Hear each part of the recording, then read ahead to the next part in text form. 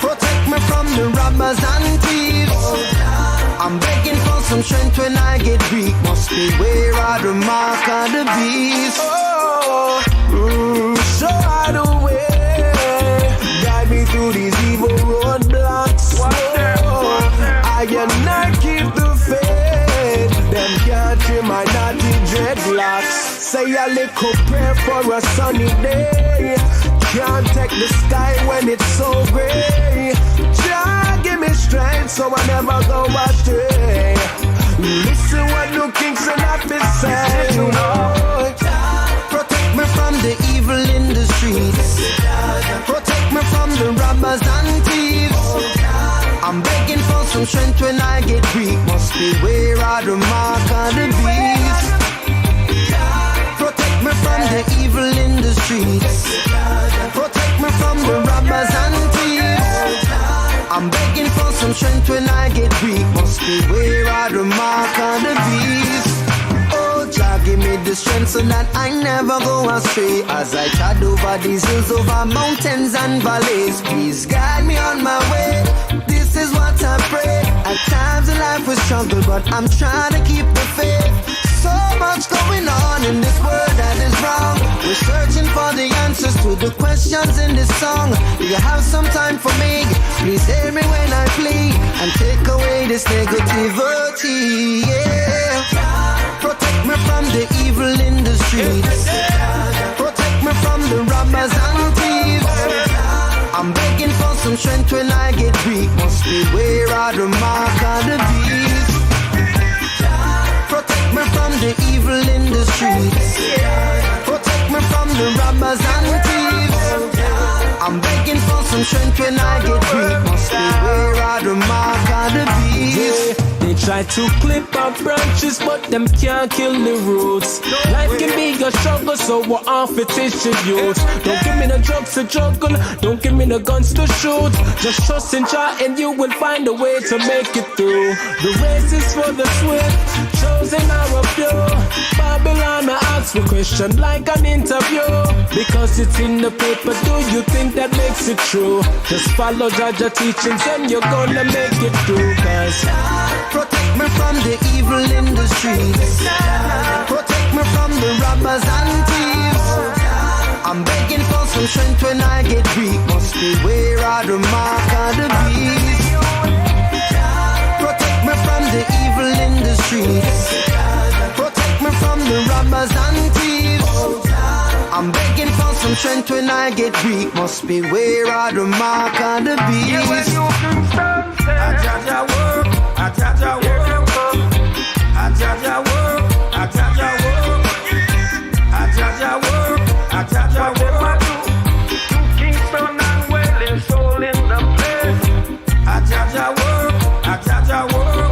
Open your head. I Jah work, I Jah work. Yeah, man, I'm in Kingston. Hear what the man say. I Jah work, I Jah work.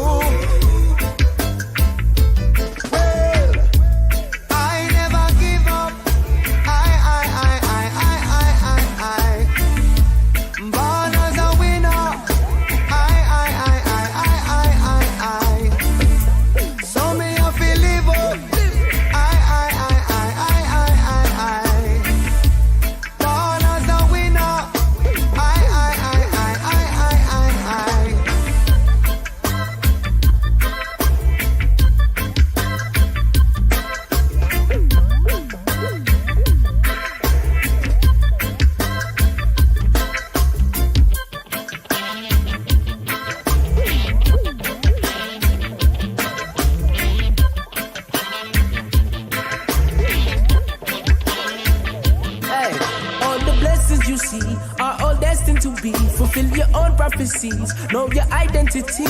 The truth that you see, this world was made for the meek.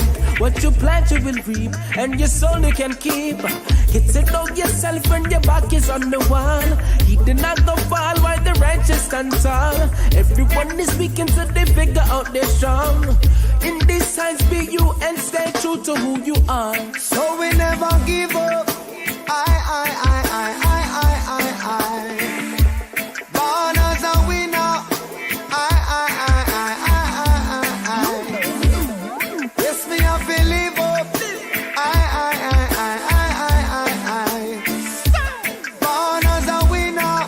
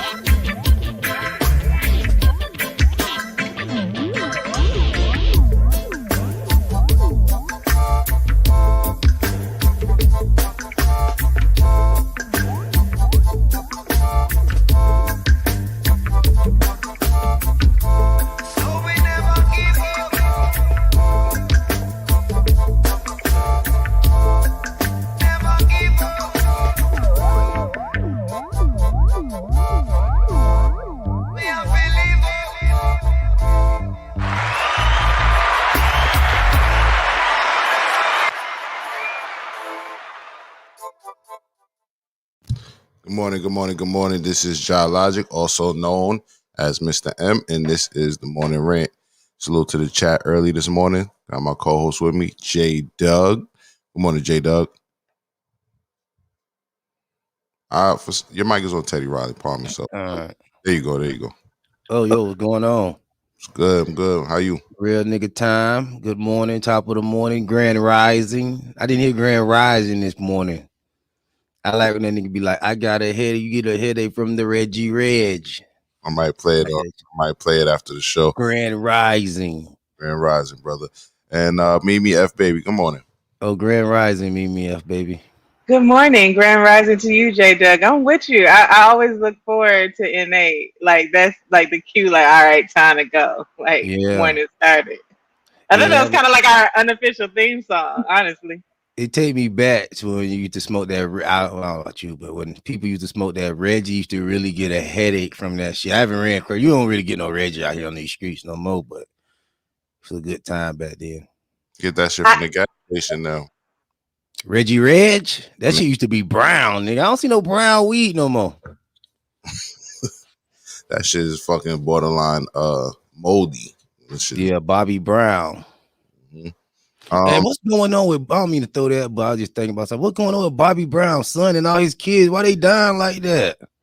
I see the conspiracy that the companies don't want to give their inheritance to the kids, like as far as Whitney Houston's kids. I don't know about Bobby Brown's kids, but his son just died too. Well, died, but I think his son died. His son died last year, but I forgot about that. Came out with the toxicology saying that it was a bunch of drugs. They said it was fentanyl and a bunch of other drugs. Amy, tilt your camera down just a little bit.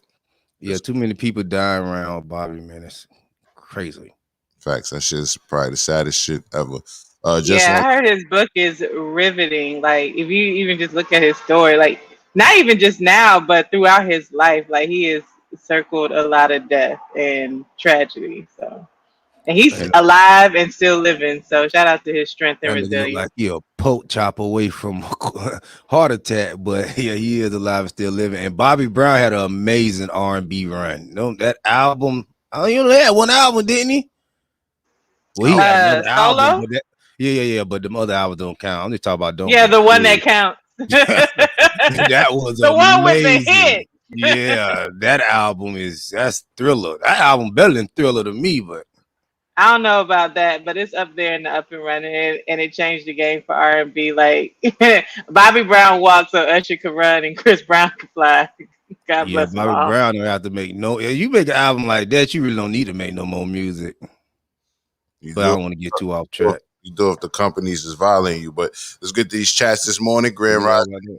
Just One Love says, good morning, Ranters. Good morning to you, Just One Love, our associate producer. I got your donation this morning. Thank you, Just One Love, for your donation early this morning. You're much appreciated. V Slim, Virginia Slim says, peace and good morning. Peace and good morning to you, good brother. Mills Lane, salute to the big bro. Mills Lane says, good morning, Ranters, in the chat. Good morning to you, good brother. And associate producer Redemption says, namaste. Namaste to you. You know what I mean? And Najee Ramba and Aramba Najee. That's yoga talk, ain't it? Well, Najee Ramba is Martin Lawrence talk. I got that from Martin Oh Payne yeah, I remember that. when he joined the cult. For all my Martin Payne avid watchers out there. Let me see who else we got. Just One Love says the chat already popping this morning. Great show coming up. I can feel it. Claim it. Claim it. Keenan Kong on the check and salute to the nose gang. And Aki Betha says, Raz, Clot, morning, Amen. Good morning to you, Aki Betha. Salute to you, my G. Salute to the OG Ranter. And he also says, morning and ting. You done know. And Bumba Clot, morning rant. Yeah, blood fire. And Lord Vel, salute to the G. Lord Vel says, peace to you, good brother. Mr. Ravioli on the check-in. Salute people. Salute to you, my guy. The Rose Show. Great morning. Good morning. The Rose Show. Good morning to the Rose. And Keenan Khan says, is J Doug short for Jefferson Douglas? You can answer that if you like. You don't have to, though. Oh, you trying to know my name? I ain't trying to know your Or you name. trying to tell a joke? I don't know. If you Cash App him, you'll see his name there because for some reason he got his real government in there. So if you Cash App him, I'm snitching. Oh, Steven Carrington says, good morning to the co-producer. Steven Carrington says, morning. Good morning, Steve. That's my big bro right there. Don Philly says, top in the morning. Salute to my guy, Don Philly. And Sister Antoinette says, good morning, everyone. Good morning, Antoinette. How you doing? what's going on, love? In case you don't know, if you don't realize, the reason I'm calling people associate producers and co-producers is because we're trying to start something here, all right? If you donate a certain type amount of money in the past up until now, we're going to consider you an associate producer. If you donate a large amount of money, like say Sleazy Aki or Stephen Carrington, we're going to call you a co-producer. You know what I'm saying? So we're moving into the future with that. And after the 100th episode and we come back for the 4th season, we would like to be a little bit more organized and well-oiled machine. And so we're going to need those associate producers and co-producers to come into the fold. And we will be talking business with you all, those of you who donate, you know what I'm saying, to the show, because you don't have to, but you do. And as you see, we'll do the show anyway. But if you donate, we want to bring you into the fold. We don't just want you in the audience donating. We want to bring you in the loop. So that being said, good morning from the Morning Rant. So we're about to pull up Mimi F Baby for information. Mimi, are you ready? Of course I am. All right, really quick. Is this a flyer you want me to put on the screen as well? Yes, please. Yes, a little visual aid. Visual aid or flyer? It looks like we're promoting somebody, which is cool. It's cool if we No, well, promote. I made it myself. It's just a visual aid that I'm going to talk through. Okay, you made it yourself. All right, so let me get that shit ready for you. All right, let me make sure I get it here. All right. And let's see. All right, so it's going to be a little it's not going to be the best. It's going to be basically from the inbox. All right, it's going to be from the inbox. So I'll pull it up for you one time. Bear with me, and here we go. All right, Mimi, let's get it. Information. Let's do it. All right, let's do it. Let me switch this shit over. It's a live show, people. It's a live show. All right, see, here we go. Here we go. Here we go. 2, 1, 2, ready.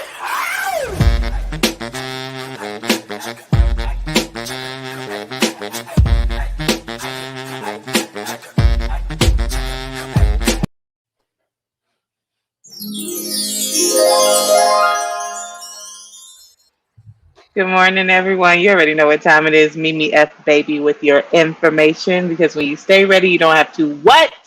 get ready in here at the Renters Union. We will always be ready. Okay. All right. All All right. right. So yeah, I hear you, J Doug, in the back. I appreciate the ad libs. So today, we're going to talk a little bit about fitness.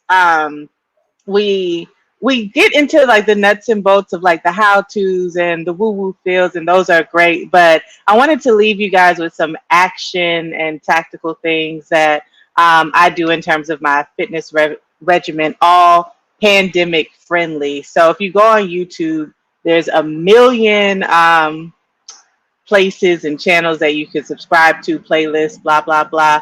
But I just narrowed it down to my top five.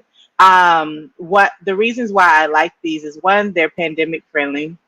Two, they're beginner friendly. So you can go on there and find something with no equipment, no jumps, no squats, knee friendly, beginner friendly. And everyone has 20 minutes on the chat, and because we all got 24 hours, and everyone has YouTube. So these are just free, no excuse ways to get you kickstarted in your workout regimen. So Mr. and Mrs. Muscle, what I like about them is I usually just do the woman-led exercises. I honestly haven't tried any with just her and her husband. But what I love about her, they're quick, they're short bursts. You can get a good cardio in, but you can also get some really good strength training in. Yoga with Adrian. Sorry, that's my microwave going on. I'll go get it. That's my oatmeal. Yoga with Adrian, really dope if you need your namaste movement. Shout out to Redemption Song. She has you can go in her channel and go on time links. So sometimes I'll just do a quick 5 to 10 minute yoga, like go on her playlist that's 5 to 10 minutes and do a 5 minute yoga just to kick off my day.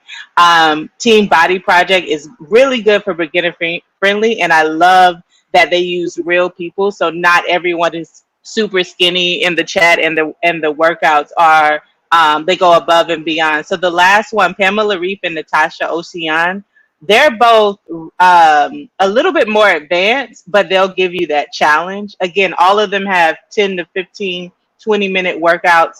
You can kickstart your workout routine. Now, a lot of people always ask me, like, would you rather work out in the morning or the nighttime?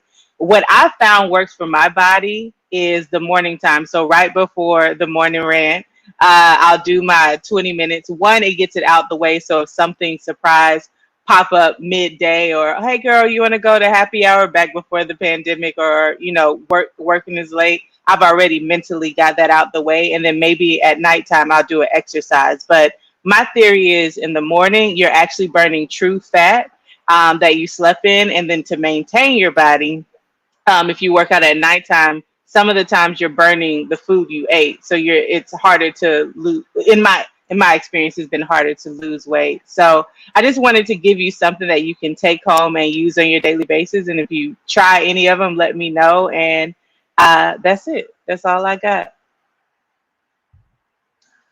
All right. Well, salute to me, F baby, for today's information.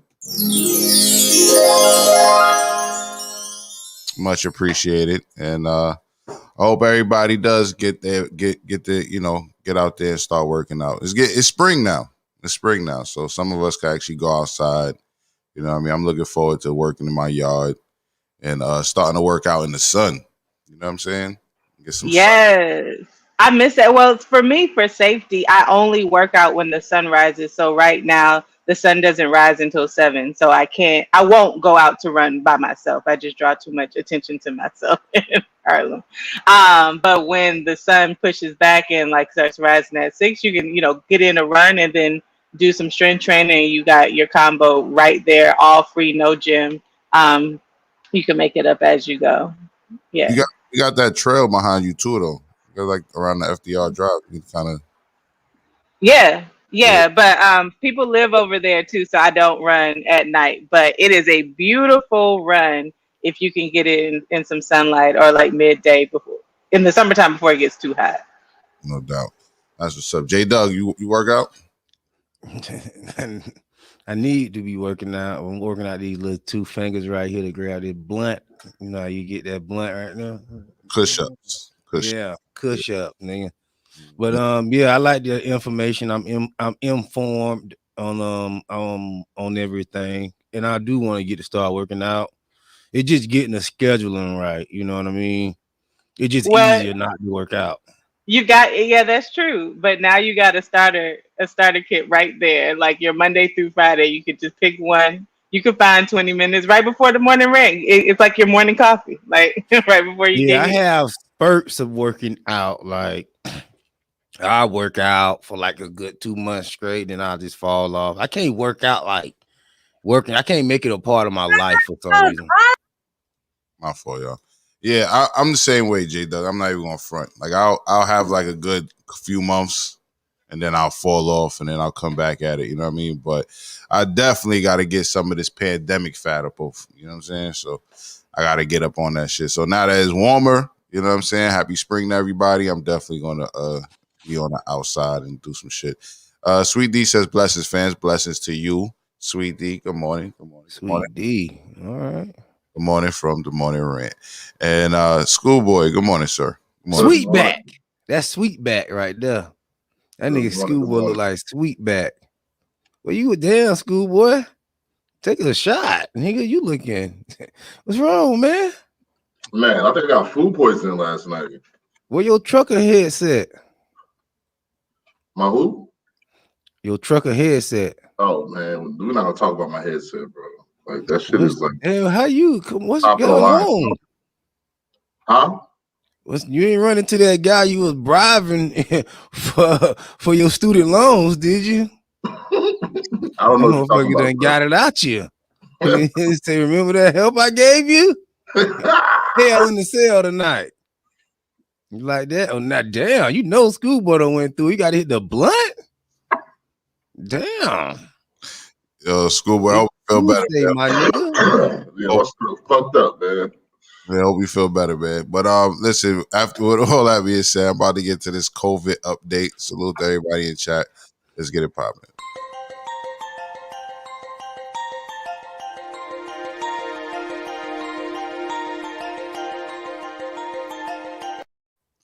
Good morning, it's Mr. M, also known as JahLogic, with today's COVID update, reporting for the morning rant. This comes to us from TikTok, actually. From TikTok, a username Nelly's 4J's. She's actually airing out her brother, I believe, for getting the whole family sick walking around. That was a great Schoolboy got COVID. No, don't say that. Creative forbid. Look, that was a great ad-lib though. So this guy got his whole family sick walking around without a mask, and they're airing him out about it. So let me go ahead and pull this up on the screen. Let me zoom in a little bit. There we go. To fucking COVID and refuses to wear a fucking mask. Seriously? You contaminated 7 of us. My mother's barely getting out and you don't give a fuck. Hey, leave my son alone. I will call a fucking cop. Get the fuck out of here. This is a fucking stupid ass that doesn't give a fuck to give us COVID. This is your house. When you pay the motherfucking bill of the house, it will be your house. Get the fuck out of here. Get the fuck out of here. You contaminated all of us. Hey, don't talk shit to my son, you stupid ass. Shut up. Leave my son alone. Leave my son alone. Wear a fucking mask. Now. Shut the fuck up. Hey, don't. Hello, everybody. I decided to make this TikTok to thank Sylvia. Thank you so much for worrying for my mom, checking on her constantly. Lori, thank you so much. Thank you for everyone's support. I want to thank her neighbor, my family, my friends. Thank you for asking. My mom is still in the hospital, slowly recovering, and praying to God every single day to bring her home soon. Thank you, everybody, for your prayers and keeping my mom in prayer. Este TikTok especialmente para mi familia, mis padres. Gracias por preocuparse. All right, so there you have it. Man gets his whole family sick walking around not wearing a mask. So today's update, like it's been in the past, is wear a goddamn mask. All right? Wear a goddamn mask. All right. So that's it for the COVID update. We do want to give you somewhat of an update on a few stories. Let me go to some of these chats really quick. J Doug, just one love says, J Doug, I do the same exercises, push-ups. And Anton is laughing. Redemption says, Schoolboy was aggressive with the blunt. And Redemption says, wouldn't it be too much talking? Facts. And Virginia Sims says, selfish as fuck.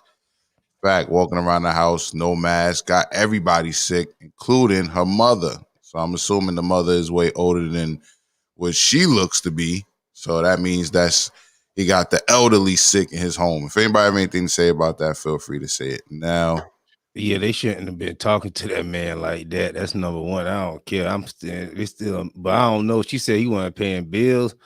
That's why I tell men to return back to being men. If men was in the proper order, number one, mama wouldn't even be there. Because mama ain't coming. Mama gonna take her to the nursing home somewhere else. Mama ain't coming in the house to get sick. But yeah, it's just an example of why men need to return back. He walking around moping. The man trying to talk to his son. She sitting there yelling and nagging. I don't think that was his son. She said her son. I don't think that was his son. Well, it don't matter. The stepfather, that's a stepfather? I don't know. I think he's just a boyfriend, if you ask me. If we're he sound like he just round. He sound like he just round. That's the end of the ride. It could be anything, because like in the Latinx community, like they tend to do like multi-families in like singular households. So that could have been a brother, it could have been a boyfriend, it could have been anything. But it's clear that he wasn't paying bills, and that wasn't his son. So. I don't know about in the Spanish community, but when a black woman talk to you like that, you ain't laying no more good ping in the house no more. It's time for you to pack your shit. Respectfully speaking. So you wouldn't let your mother or your mother-in-law move into your home instead of them in a nursing home? No, mama ain't coming to live with me. Especially your mama. Nah. So you'll put your mother in a nursing home? I'm not gonna put her there. She might wind up there, but I'm not gonna put her there. I'm not gonna put her there.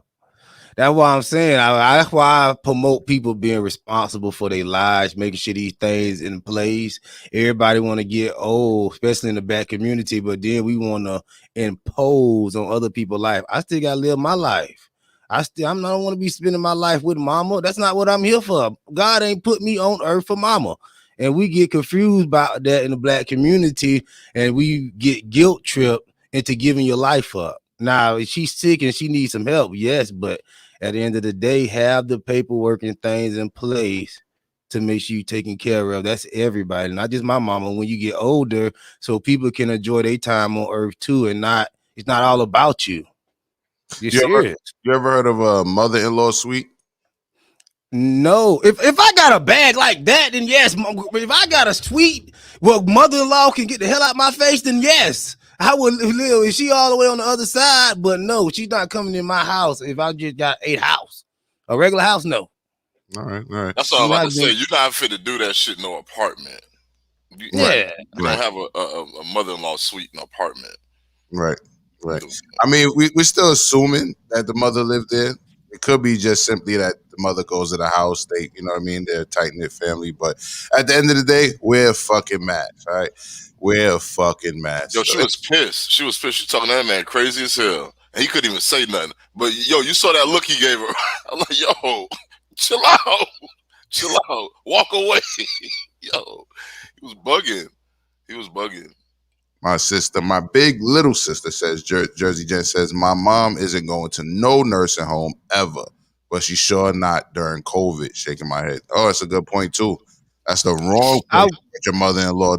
Your mother or mother-in-law during COVID is a motherfucking nursing home. Good morning, Jen. I just used to work in a nursing home. It's not no good place. Trust me, I know. But it's if you don't have your stuff in place and the government you have to depend on the government, that's where you're going to end up at.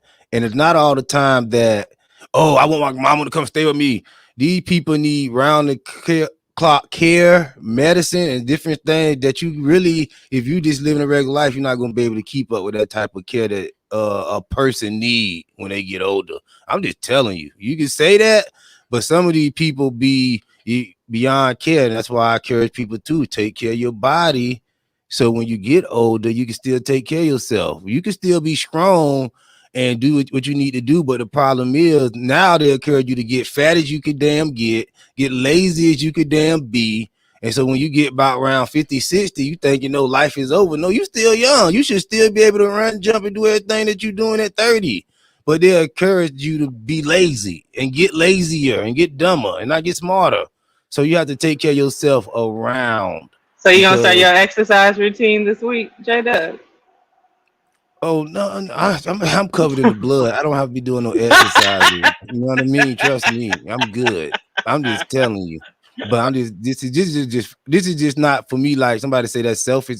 It sounds selfish, but sometimes stuff you just can't do and enjoy your life. Sometimes selfish people put a negative connotation of on selfish, and I think you should be selfish in certain aspects. Because what you're saying, like that theory is actually like how I want to live my life. Like I don't want, when I get older, I don't want to impose on like my children, these hypothetical children. Yeah, like we all know. So like you can plan. Like I had my real written out and like a insurance policy on me since I was 20. Like when I got out of college, I don't know why that clicked, but I just wanted to make sure like when I leave this earth, like there are things in place.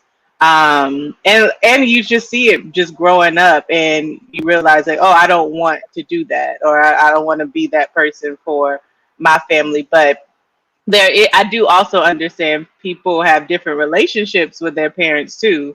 I'm not subscribing to the whole like nursing home thing. Like maybe it's like getting apartment and around the clock nurse and making sure that's set up. But because there's different avenues to do it. But me personally, I also want to make sure like no one has to take care of me when they should be living their life, because I live my life. And Virginia Slim saying, I thought you were supposed to honor your mother and father. People read the Bible, but they don't understand the Bible. Honor your mother and father just mean don't hate your mother and father. That means you don't hold nothing against your mother and father. You honor them and you move on with the life and you take what they gave you and you use it and you build on top of that. That's honoring somebody. Honoring somebody is not taking care of them, not holding them down. That's not what you're here for. Now, the Bible also say when you marry your wife, take them far away from your mother and her father. So if you're supposed to be taking them far away and you supposed to be going far away, that means she don't supposed to be in the house, Blair. Far away mean far away. All right. Just What Love says, I've been out of town. My parents took the vaccine, but I am not going around them for 14 days because I love them enough to keep their old selves here longer. Salute to you. And she also says they should have whipped his damn ass. I'm with Redemption. Yeah, facts. He definitely deserved the beats for getting the whole family sick. Redemption says that's why I took off to help care for my mom. Hospice care and palliative care are the worst. I hope I didn't butcher that word. And Redemption says that's responsible. Me and my folks took me on base, military brat, and to draw both my will and power of attorney ages ago.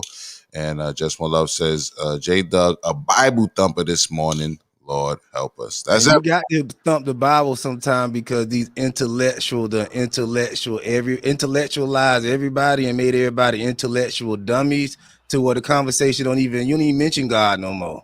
So yes, you got to bring that back. He's a ghetto evangelist. I appreciate it. So there's another element to this, and I've done insurance before. Long-term care is something. If your parents, are between the ages of 40 and 60, like try to get it early, because that can help with a nurse. If you're not a nurse and you can't take that time off, like somebody got to pay for it. And trust me, if I have the space, yes, my mom will be living with me first. But if I'm just regular Joe Blow, God hope, but be it I'm not. But if I am, then yes, mom gonna have to find somewhere for her to be, and I can take care of my family if I have one. Now every different situation for everybody. I'm not encouraging people don't take care of your mama. I'm just telling you, mom, if I'm getting married, moms ain't come, especially the wife mama. You just might as well call the divorce lawyer too. All right. Well, we have a couple updates based on a few things we spoke in the past. We spoke about yesterday. We spoke about this guy Jaxn or something like that. I think his name is Jax or whatever his name is. Derek Jaxn. Okay, Jackson. All right. I never seen Jackson spelled that way, Jack with an N, Jackson. But that's I guess that's his way of being. I don't know, bougie or some shit. I don't know. I But always say you can't trust a nigga who don't know how to spell Jackson. J. Oh, his first name is Derek. His last name is Derek Jaxn. That's what he goes by. Now we get it, but he spells that shit Jaxn. That shit is a little weird. But here's the update. So, in case you haven't seen it, some of you have. Bear with us. A little 7-minute video where him and his wife apparently decided to speak to the public. So we're gonna let him speak for himself. Let them speak for themselves. And Wife cute. What's going on, guys? Derek Jaxn here, and today I am joined by my lovely wife, Danae. And we just wanted to address a couple of things. You know, we understand that some of you may have already heard, maybe not, that this chapter of our marriage is one that was preceded by a marriage that I completely failed. And I would say it just started around August, maybe September of last year. But, you know, a lot has been said already about what was the cause and all that other stuff. Some of it is true, some of it is completely false. But the truth is, and I'm saying it here now, is that Derek Jaxn was involved with other women outside the marriage. And by involved, I want to be clear. I'm not talking about just casually kicking it, maybe a lunch or something like that. I'm talking about as serious as sex, to sexual flirtation and meeting up and that kind of thing. And some things that otherwise may be considered okay by some in terms of like just chatting or checking on people or being checked on by people that I've had a previous encounter with. But without my wife's knowledge of it and with us having a sexual history, all of it falls under the umbrella of inappropriate, cheating, affair, stepping out, definitely not in alignment with the vows that I took, and definitely not in alignment with the biblical standard of what it means to be faithful, which is the standard that I'm going by now. Now, I'm saying this publicly, not because I'm, married to you guys. First and foremost, I'm accountable to God. Then I have to be accountable to my wife, in which we've already had this conversation. I've already told her literally everything. I've given her basically a roll call list. If I've said hello to a woman in the last 12 years of me knowing, about it. Like, yeah. But now that it's been made so public, it's important that I first off let you guys know I do not stand by those actions. I don't want to encourage anybody to do that. And then secondly, I know that I cannot build a platform preaching certain things, preaching against certain things, and then in my real life live contrary to that for any amount of time or any length of time to any extent and think that I can't be held accountable. The same way that I preach, men and women in this situation need to face consequences of their actions, deserve to be held accountable. Guess what? Derek Jackson's no exemption. He's not exempt from that. I'm also not a victim. Nobody made me do this. She didn't make me or push me to do it. The next person didn't make me. No friend influenced me. It don't matter how I was raised and what trauma, whatever. Look, I made decisions. I made a series of decisions that I got to account for. There's no excuse or justification. I've already made that bet and have had to lie in it. And now we're finally getting on to the other side personally in our own healing and our own marital oneness. And now this is being made public to you guys. So we're bringing that forth to you guys to let you know where we're at with that. But did you want to say anything? Yes. So I do want to just add that I agree with what he just said. There is no justification for bringing other women into our marriage on any level. And it was unacceptable that I tolerate or that we tolerate moving forward. And when I've been flooded again with messages and these things and about, I need to leave or why haven't I left? And the answer is when I found out about it, I left. I did not hesitate or waste time to do so. And I stayed gone. No matter how many times he came, I stayed gone and stood firm on I am not coming back. And I did not come back until I seen a shift and a change in his mentality, in how he carried himself, in how he presented himself, and in conversations that we were able to have that we had never been able to have in just 12 years of knowing each other. And when we were able to have these dialogues, said, okay, Lord, this is something that you've had your hand on. And this was with me being completely removed from his life and him pursuing God, continuing to pursue God, and continuing to eliminate these things that led up to the catastrophe that you guys are seeing for the first time. So there's nothing out there right now that is information that I don't already know about or haven't known about. And so this is not something that is new. We have moved forward from it. We have gotten counsel for it and continue to do so. He is still continuing to pursue God and continuing to seek guidance and wise counsel from men of God. And Man of God. that is what I needed for the You can't go to women of continuation God after of that me shit. being present Can't go to a woman for nothing. in this marriage and to stand by his side. So today, where I'm at is at peace. I proudly stand by his side, and I have no hesitation. I have no hurt, no shame about that. And it's only because of the grace of God and the mercy of God. And Oh Lord, come on. we have already turned a new chapter in this story.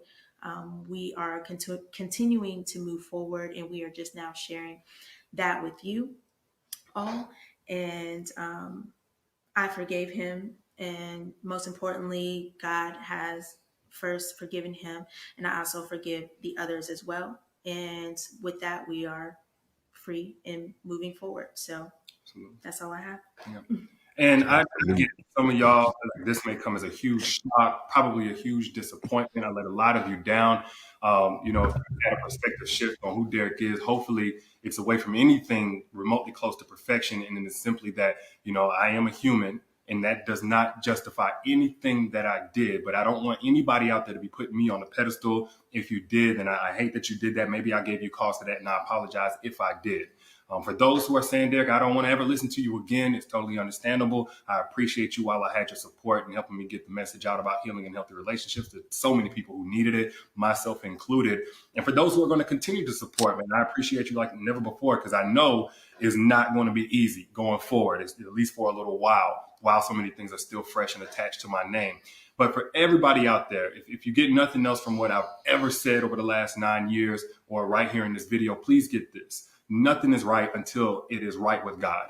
Nothing works until it comes into alignment with biblical standard of how God told us to do things, especially when we're talking about a marital, spiritual covenant. Yes. You know, you cannot do this by your own understanding, your own intelligence, your own willpower, your own values. You have to have the grace of God to break free from certain things, away from certain things, to not operate from your lowest self, whatever it may be. And it's because it's really only by God's grace that we're even able to be here on this video, holding hands.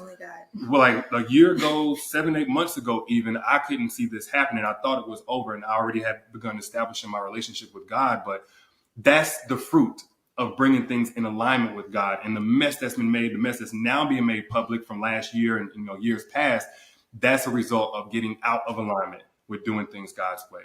So that's where I stand. That's where we stand. And again, we appreciate you guys, and we'll see you soon. Peace. Salute. Salute. That nigga ran that game after she finished doing that thing. He said, yeah, salute. That's like, that was that pimp talk. Nigga, I understood what that salute meant. The nigga said, yeah, salute. You did your thing. Oh, yeah. All right. You had the business. Now let me get the mic. Back up. I know that. Did he willed it in with he gave a powerful message. At the end, I was like, yeah, this nigga, he good. Yes, I reestablished my relationship with God. He said, if you don't want to listen to me no more, fuck you. I already got the money from you. And he said, thank you for the money while I got it. Fuck it. You know what I mean? And it's what it is right now. I got my Rolls Royce. And we're gonna get back to these hoes in about 6-7 months, and it all is well. Amazing. They gonna go off camera.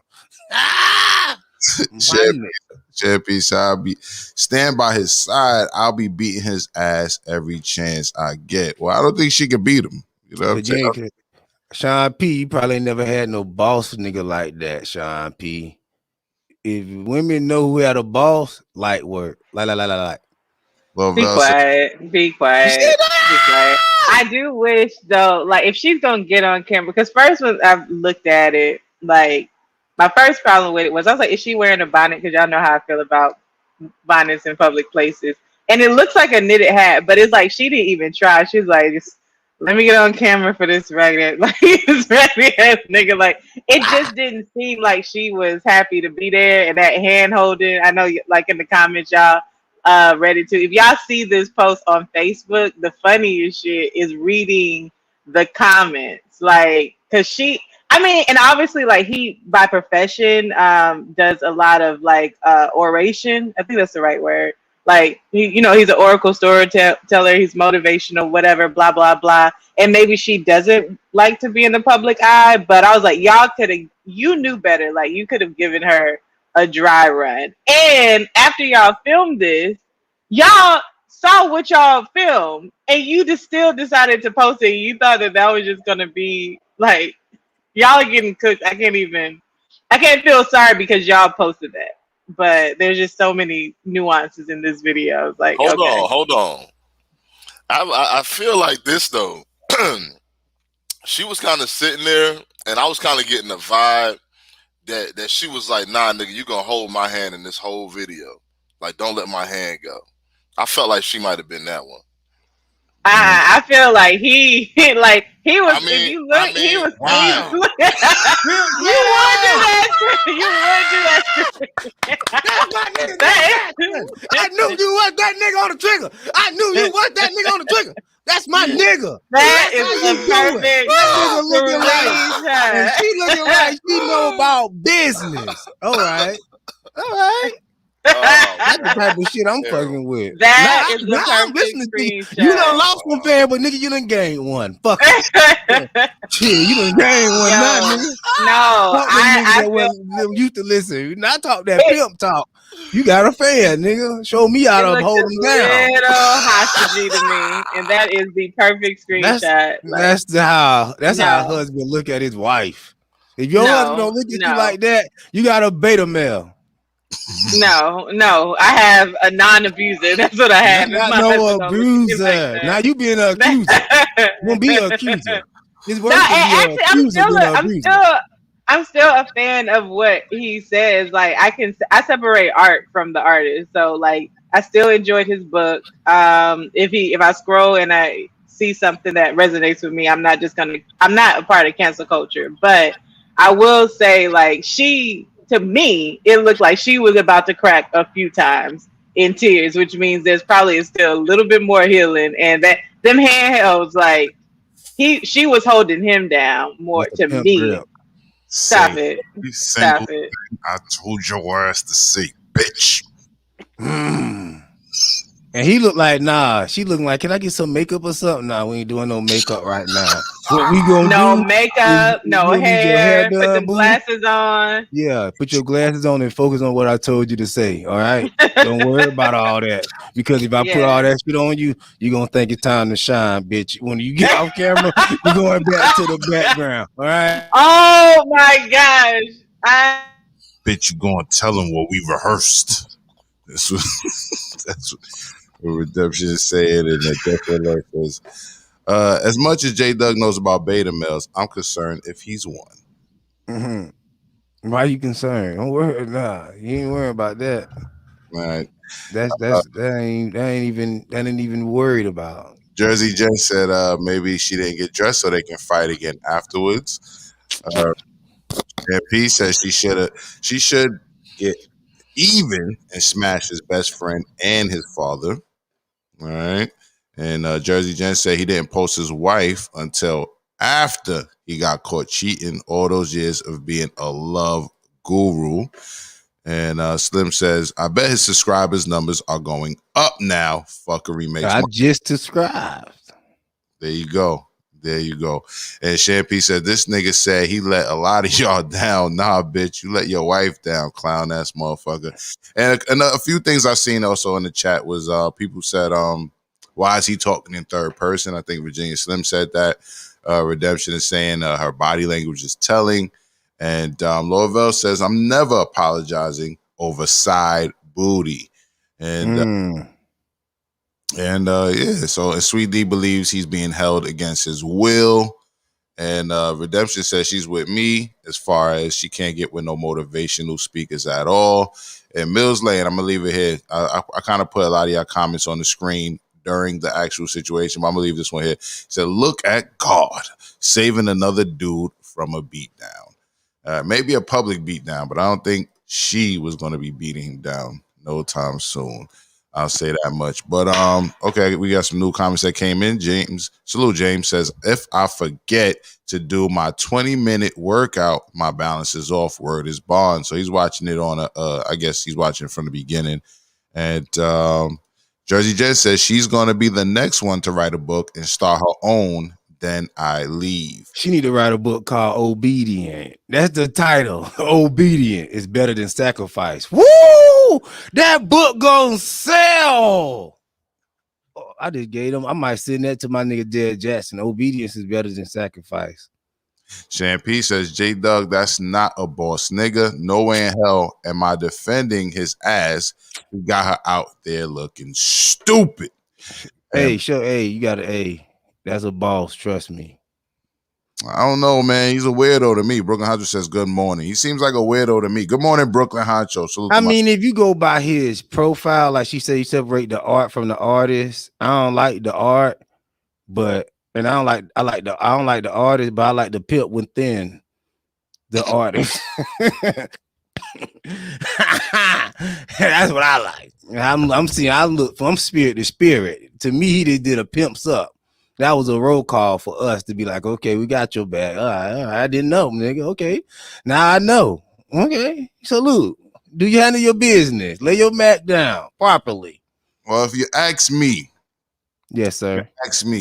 I think it's more of an promotion for church. I think a lot more motherfuckers is going to start going to church. I can cheat on my bitch and they get forgiveness.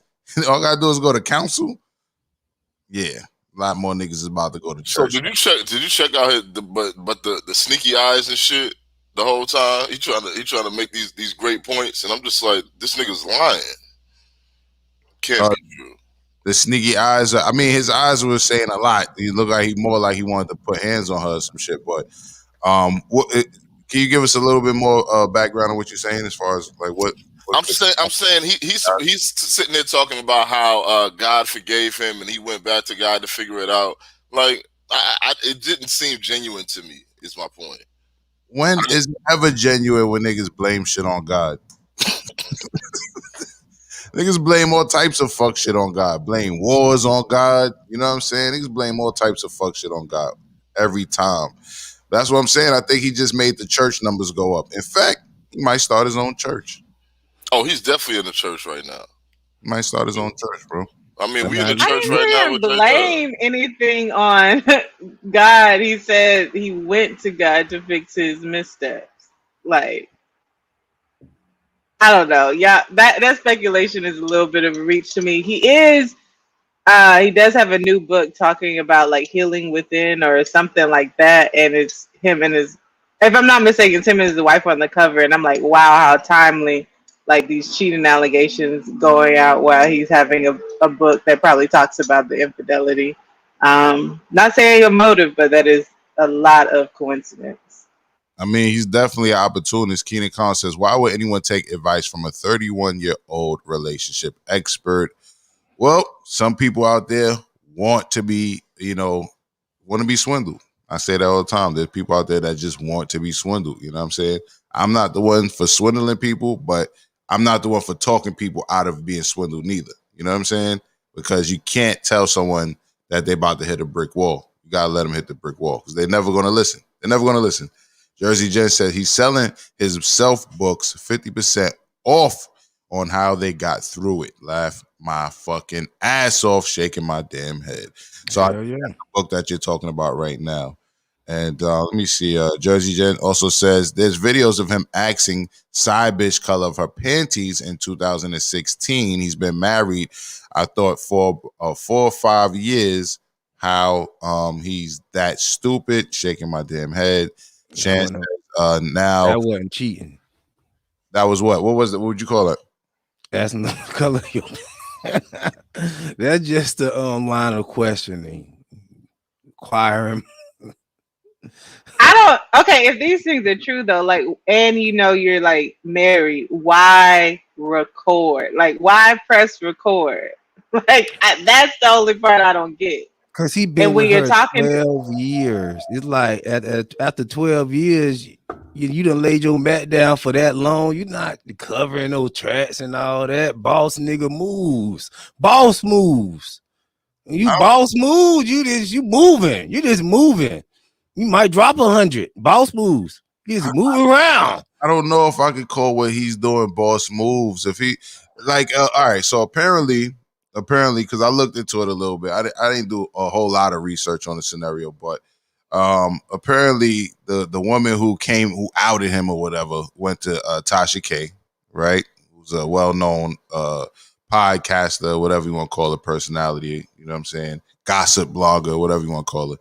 And in what she said to Tasha K, apparently he took her on some type of vacation or something like that. Then he took her back to their home. He took her back to Atlanta to their home. I think it was Atlanta to their home, right? Boss is how I'm living, boo. Shoot. Wow, that's you some can't weird. live like this. Can't touch this. You don't know about that logic. And you then, don't know about that. Can't touch this. That sounds like he was looking to get caught. Then he also tricked, I think, a little over $1,000 on shorty. You know what I'm saying? You ain't tricking if you got it.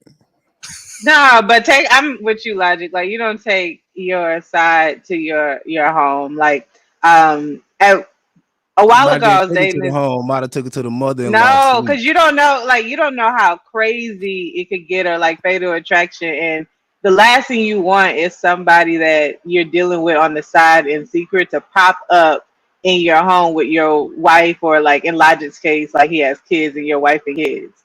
Like, that just doesn't make any sense. Like, you say like drop the ball, but like these things are just not smart when you're in like I know you're joking, but in monogamous relationships, these are not joking.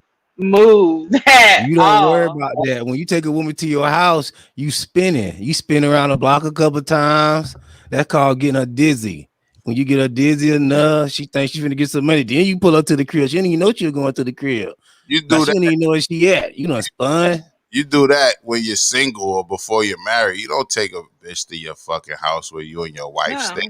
That's crazy. That's not right to do, but you know, it's more than not just being right. It's just fucking retarded. It's like, it's ridiculous. You know what I'm saying? It's some weird. You got to be a certain type of stupid motherfucker to take your side piece to your home that you and your wife stay at. That's a certain type of stupid motherfucker is what I'm trying to say. And that's alleged. He might have took her to, she's saying the home, but he probably got a couple properties. He probably took her to a home, and she probably thought she went to the big house, but she probably took it to the, to the slave quarters to get slaughtered. I'm just big on, like, if you are, I mean, I prefer people don't cheat, but if you are gonna cheat, like, don't keep ties so tight. So I'll give you an example. I used to date a guy, and then like found out later on, like, he had a whole like fiance in like another city or whatever. And my first question was like, I was like, why would you give me like your Instagram or so much access to you? Because all it takes is me finding a few swipes, whatever, to like find her and like put you on blast. Now I'm not gonna do it. I'm just gonna walk away. But like girls, I want to say girls. Like I've known in my past women to do some like crazy things to like pay back.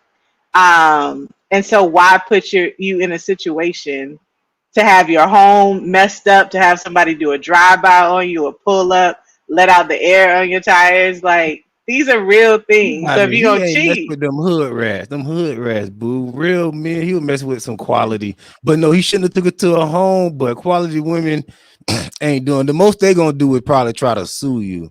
But they ain't coming back to slash no tie. Them some hood rat, little drama stuff. That ain't no bosses. We talk about bosses. I mean, he cheated on her with a woman that would go to Tasha K to air him out. So to me, that's just a more sophisticated hood rat too. You know what I'm saying? I mean, yeah, I got a homegirl who didn't slash tires, but she let the air out, and so by the time he got them, shits was flat. So he had to figure out how to put air back in, which to me is a little bit more sophisticated and not enraged. Like, that is a thoughtful act to like let all the air out all your tires. But the bottom line is you're gonna cheat. Like, I don't know. At least it also have an understanding, because some girls will cheat with you. There are some women, or I would say people, because I'm saying girls because I'm a woman, but there are some women who will sign up for this, get your NDAs, like you're messing up your whole entire brand, going out there like that, and that for sure is not a boss move, because now you fooling with your money. Well, he was separated, so he probably thought it was over. Like he said, he probably didn't care. But then he probably, you know, how you get something like, man, this stuff ain't even worth it, man. I'm trying to upgrade. Let me go back and get what I had. Then he probably just double back. He was probably out here enjoying himself for probably about a week or two. And people think you out here just doing, because they were like, I seen the interview. She was saying like they hooked up on his birthday and he was already separated. So he probably want to have some fun on his birthday. And he probably took her to the house because, like she said, they've been gone for about a year. So she probably wasn't even living there. He probably just up in there by himself. So he probably took her to the house and just, or maybe he just some fucking shit. Maybe he's just a sucker for buns. You know what I'm saying? Maybe he's just a sucker for some buns. All right, James Neal says church is the new Music City with an ATM in it. Thotty looking good. Look it up. Playtime is over. Jersey Jen says, I watched the whole Tasha K video. That's why I know the story. Me too, girl. I know the T. Redemption says, it's a hustle that people should have seen through a long time ago. Some women are so desperate to be loved, and vultures like these make legit brothers look bad. Salute. Jersey Jen says, no, she was in their bed. Like, what more do you need to leave? Hell no. Redemption says, like Umar Johnson, obvious. And James also says, the wife looks soft. She don't have a spine.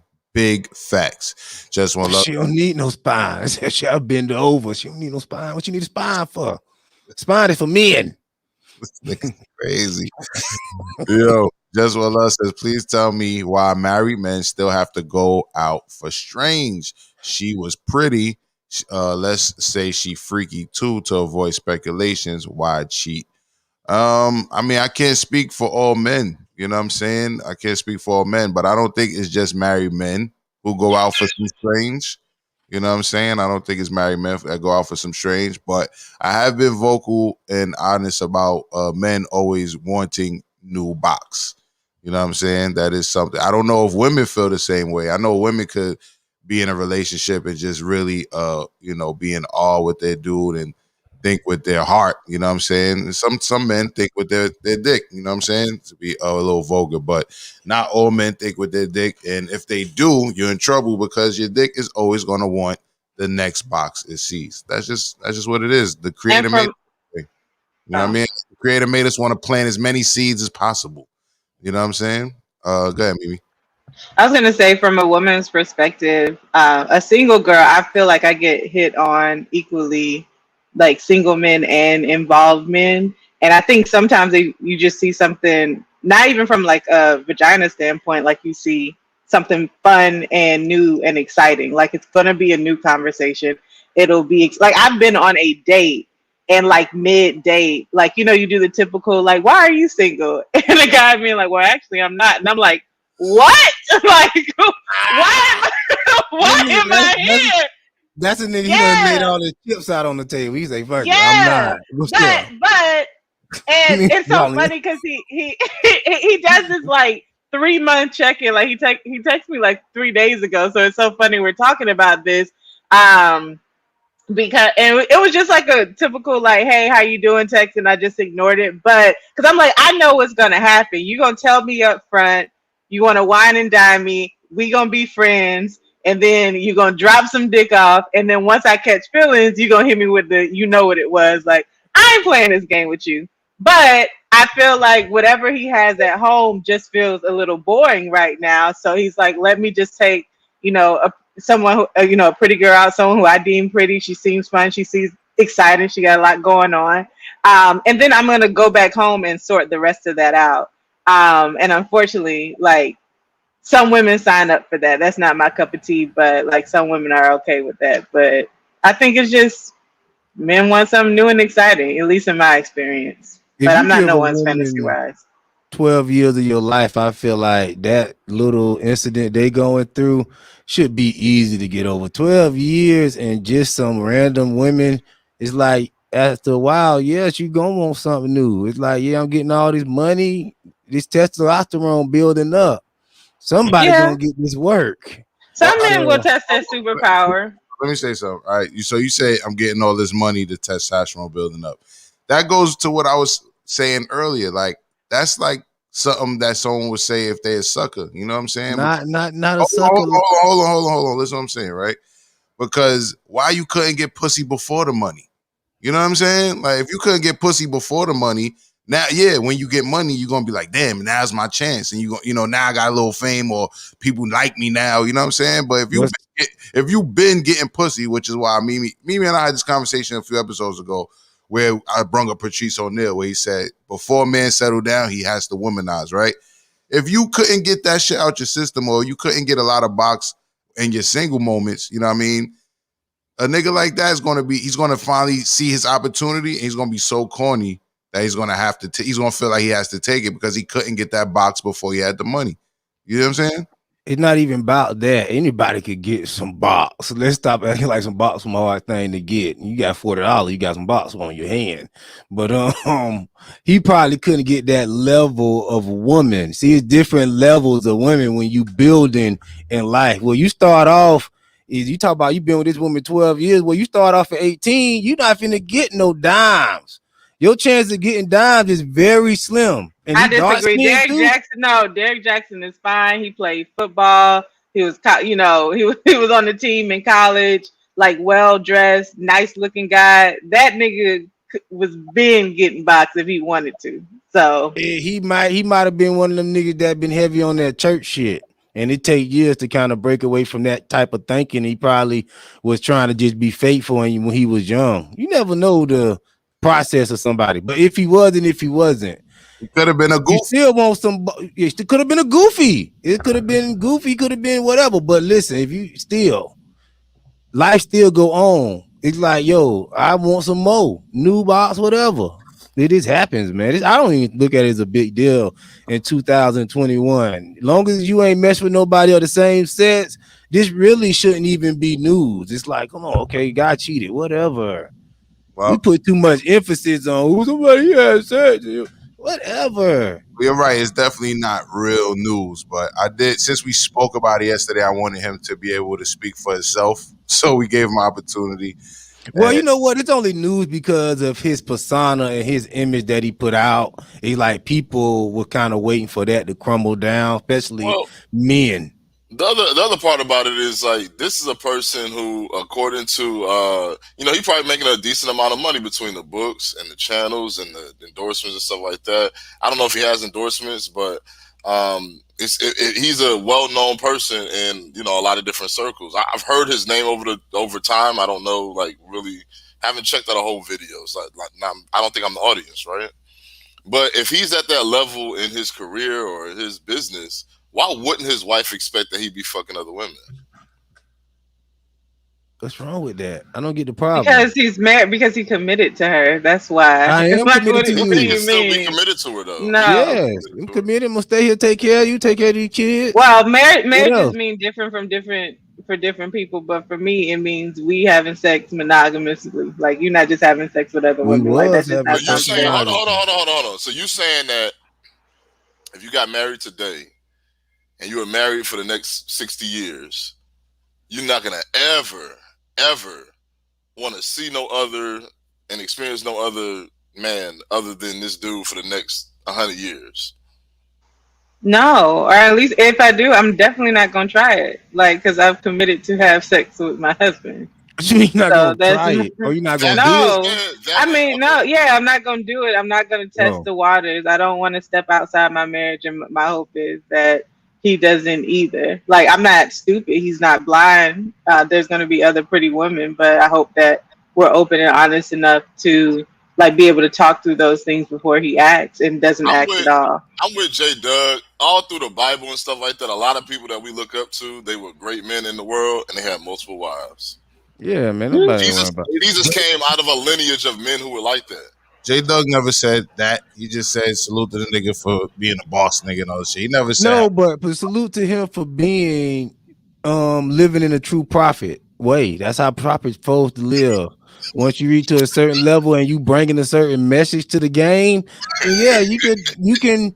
No, From the some people, apostle of Iceberg Slim, like who's that leader? all the apostles had multiple wives. Even the modern day apostles that we know as like Elijah Muhammad and Okay, everybody. all right. So yeah, Well, even Bob Marley. That's So how he the didn't. world's worked for He, he, like he thousands didn't. of times. He didn't say I'm it. not negating that. Hold on, guys. He didn't say it then, but he said it now, and I've been vocal saying that people should consider that. Women and men should consider that for the simple fact that this shit wouldn't happen, right? Because let this be a teachable moment. 9 times out of 10, you will get caught, especially in this clout chasing era we in. Chris Jones says, top of the morning, kings and queen. Good morning to our associate producer, Chris Jones. Salute to you, my guy. Jersey Jen says she outed him because he just cut her off after he made it seem like he was getting divorced, but she got no sympathy from me, you sideline hoe, singing Monica. So there you go. She was mad. That's like a version of buyer's remorse, right? You knew he was married. You believed the bullshit, you know what I mean? But you still slept with him, and now you're mad because he didn't leave his wife for you. That's some ridiculous shit. Virginia Sim says, one love. Some dudes get tired of being in the same sex marriage, having the same sex with same women for numerous years, gets old and boring to some. They want that new. That's why you really shouldn't get married till you about 40. And you just enjoy yourself from there on now. I don't think when you young, 31, it's like, come on, man. Let the man live a little bit. Like, yo, don't make this man, because like you say, after about what, 8 years, you don't want to be sleeping with your wife like that no more. You know, man, you can still love her. The problem with that analogy is then you saying basically have kids before you get married then. Nah, you got kids. You should marry young. You want to be 50 years old, taking your kid to elementary school? Why not? Going to the parent teachers conference and shit, 50 years old? Why not? What else I'm be doing? Work, nigga. You're gonna be managing other things. You don't want to be 50 years old running after no little kids, bro. I'm not 50 years old. I don't want to run after no little kids. 50 years old running after 10 years old. Well, 30 will be a good age to have your kids, right at 30, your early 30s, not in your 20s, not getting married in your 20s. No. So then what you're saying about what Logic just said is what you're saying then. Like, but you're not gonna be, if you have your kid at 30, how you gonna be chasing around when you're 50? That's 20 years later. No, what you said, your first thing was you shouldn't get married till you're about 40. Logic asked, so you should have your kids first. You said no. And then you said, well, you should have your kids at 30. So that means you should have your kids first. Yeah, I'm clearing that up. My bad. Oh, now we get married at 30. All right. Yeah, get married at 30, yeah. Well, y'all have fun with the rest of this. Shout out to the chat. I got a dash. Have fun with this. Bye, guys. Have a good day. Productive. Virginia Sim, all right, we read that. Lexi Khan says, good morning, Logic and friends. Salute to you, G. Good morning. And Steph Got Joke says, that nigga the GOAT. And the GOAT or what? I don't know. Just what Love says. But it's not fair if I go get a new piece while in relationship, the man can't take it, but a woman's supposed to hold your hand and do a video. Fuck out of here. Could you take that? I'm not. Can I take that? Oh shit. I wouldn't blow my top. You know what I mean? I'll tell you that. We spoke about this on the show in the past. You know what I'm saying? Like, I'm not gonna be one of those niggas. I wouldn't be one of those niggas, created forbid that should happen, right? I wouldn't be one of those niggas that's, I'm killing everybody in this motherfucking house. I'm gonna kill you. I'm gonna kill myself and all that shit. Nah, I'm gonna just go do me. You know what I'm saying? I'm gonna just go do me. You feel? But would you forgive? Would you be on the camera holding? If she was a big public figure, would you be holding your wife down like, yo? I'm not doing the Will Smith video. No, I'm not doing. Ooh, yeah. See, I forgot about that. That was damn. See, that's the difference. That's a beta male. See, if you want to know the difference, Derek Jaxn and Will Smith, that's a beta male. Will Smith was finna sit there and cry. I would have, hey, fuck the money. Sometimes you gotta just say, yo, I'm finna hold my balls on this. I'm finna grab my nuts. Nah, boo, you not finna be getting smashed out by no younger guy. Nah, boo. You know entanglements? I'm up out of here, boo. He should have flipped the table. That's when you should have flipped the table. Like Jesus was in the temple on that motherfucker. And flipping tables in this bitch. Because this ain't no entanglement. That sound like some good fucking. Entanglement, you know, you entangled in them sheets. You just fucking from the side. You all over them. Nah. It really do sound like that. But I will say this, like, I could forgive her as a person, but I'm not going to be doing no public videos talking about I forgive her and all that shit. And peep this game. Mm-hmm. He should have left her because they don't even got no young kids. That's how he's just simping. If they had some kids. I heard a baby in the background, didn't I? I think they do have children. I think they do have children. No, I'm talking about Will Smith. His kids is grown. He should have been out of there. Oh, like, you know what? That was the other thing that I wanted to say. That was the other thing I wanted to say. She probably talked because he talking about he kept going back and forth, Yeah, they've known each other for a long time. Yo, stop with the bullshit. She hit that nigga with, no, I'm not negotiating with you, nigga, about this goddamn divorce. No. Either you coming back or we're gonna do this shit. And then nigga did try to call it quits. But that's fine, but he didn't. Now he over here holding hands, doing videos and shit. My nigga look like he was finna commit to that pimping. That nigga listen, she probably committed to that divorce. That shit ain't gonna. That's not gonna be easy, man. Cause they if she been with him for 12 years, come on now. All right, let me rock out these chats so we can move on to the next subject. Because we are not gossip bloggers. We're not gossip bloggers, all right? Steph Got Jokes says, good morning, by the way, salute to the chat. Good morning, Steph Got Jokes. Just One Love says he gets new, just fair for me. He gets new, just fair for me to have new too. What's good for the goose is good for the gander. And Steph Got Jokes says, shout out to the panel for not correcting J Doug when he mispronounces words. Y'all some class acts. Well, shit, it's morning, bro. It's morning, man. I be mispronouncing words that I be reading in the chat, all types of shit, bro. So I'm the wrong one to correct somebody's pronunciation. All right. James Neal says he's a rock star. Wifey got to fall back is part of the lifestyle. We're in a digital world, more access more than ever now. So I mean, that's a good point that more access, you know what I'm saying? But at the same time, I wouldn't call this nigga a rock star. I wouldn't go that far. But I hear you. He has fans. He does have fans. And Jersey Jen says problem is his video. He talks shit about women to not settle and don't tolerate cheating. He's the person he tells not to be with, and respect yourself. And I think that is the problem. I think that's why it even made it to our desk. Steph Got Joe says schoolboy is trifling. I forget why. Mills Lane says legalize polygamy or open up truthfully about sexual desires to your future spouses so they can decide if it's worth the time to stay in a relationship. The best comment on this situation so far. Sleazy Aki, salute to our co-producer, says salute everyone, salute to you, and thank you for the donation you sent in today as well. Salute to you, my guy. Steph Got Joe says schoolboy saying it's slow, like she gonna change her stance. Virginia Slim says women are quick to have work husbands, but still say they never cheat. Let's keep it here real quick. I think that's a good point, especially because the guy claimed that he wasn't necessarily fucking those women. He was just actually talking with women that he had relationships with in the past or whatever. And he seemed like one of those motherfuckers that think cheating is also just conversations and all that. So if cheating is also conversations and fantasies and emotions, then a work husband will qualify as cheating. Because I'm sure if that's your work husband, you have emotions for that nigga. You probably have fantasies for that nigga, and you probably think he looks good. You know what I'm saying? So that's a good point. And your wife's work husband probably looks a lot like me. Salute. No threat there, but listen, with this work husband thing, it's more dangerous than people think. It's more dangerous than people think because these women, they get on the job, they build up this sexual tension. See, most of these women work husbands be some weak ass niggas, but sometimes these women run across some real niggas and they start playing work husband, then your girl end up getting fucked before she know it. See, a lot of these women get fucked and they don't even know they got fucked. They be like, damn, I let this nigga fuck.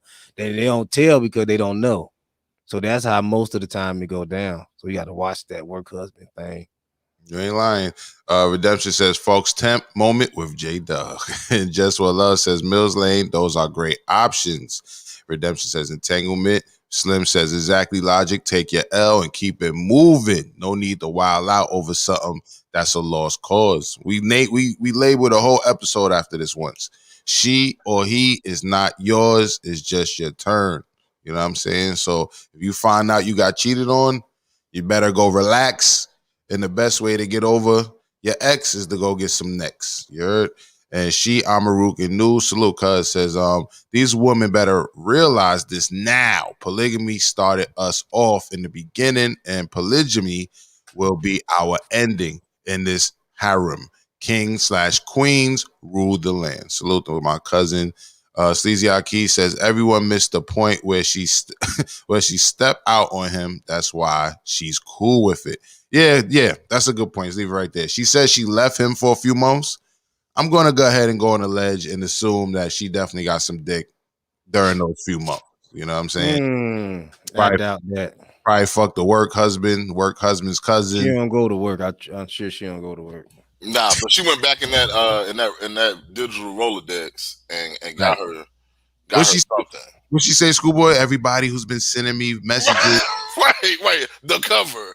Hey, why your phone going off at 3:00? Oh, they just messaging me about, They was sending her dick pics. her fucking inbox ain't nothing but dick pics right now. Steph Joke says, fuck what you heard. Work husbands be fucking for real. I agree. I think that's real. Lexicon says, nah, Schoolboy is more of a work wife. Laugh out loud. Oh, damn.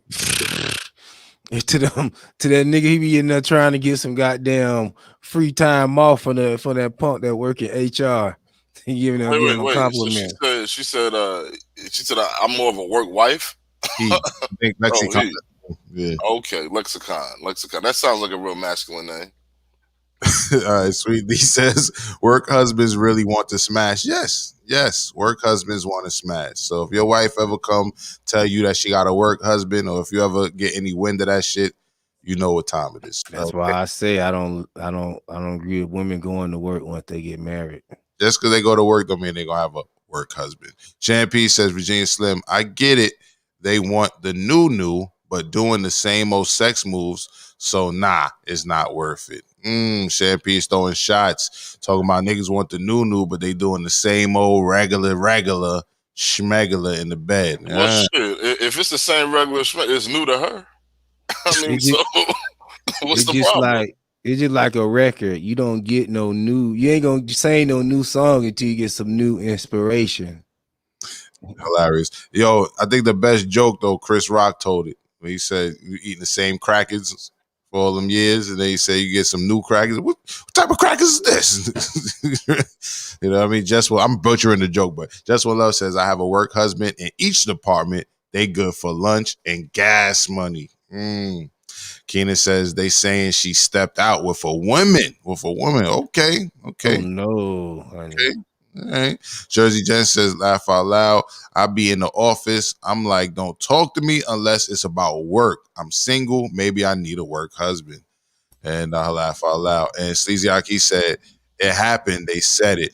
Interesting. Shia Maruki News says, cheating is the sad truth to failed relationships. All right. That's the last comment on that. So, hold on. Slim says, in that case, Champy, bring some study material to the bedroom and let's try some new shit if things are getting stale. There are multiple ways to add something new. Like, no. Go ahead. Ain't nothing gonna be new about that vagina, boo. I could bring every toy they make in the world. So that's why you don't get married just for the sex. You get married because that person is a good partner. You know what I'm saying? You get married because that person is a friend first. Hold on.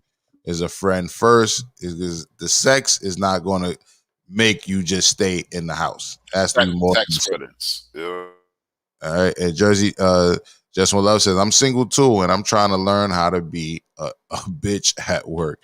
All right, so see how women do, right? A second ago, she had a work husband in every department. Now she's trying to figure out how to be a bitch at work. Okay.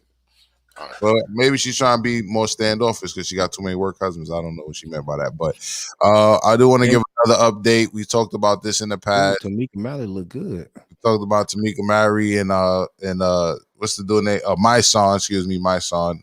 Cool brother. I met him only once. But you know, they actually they responded. And I'm gonna play probably half of the video. They responded to the allegations that they were pimping these children's names.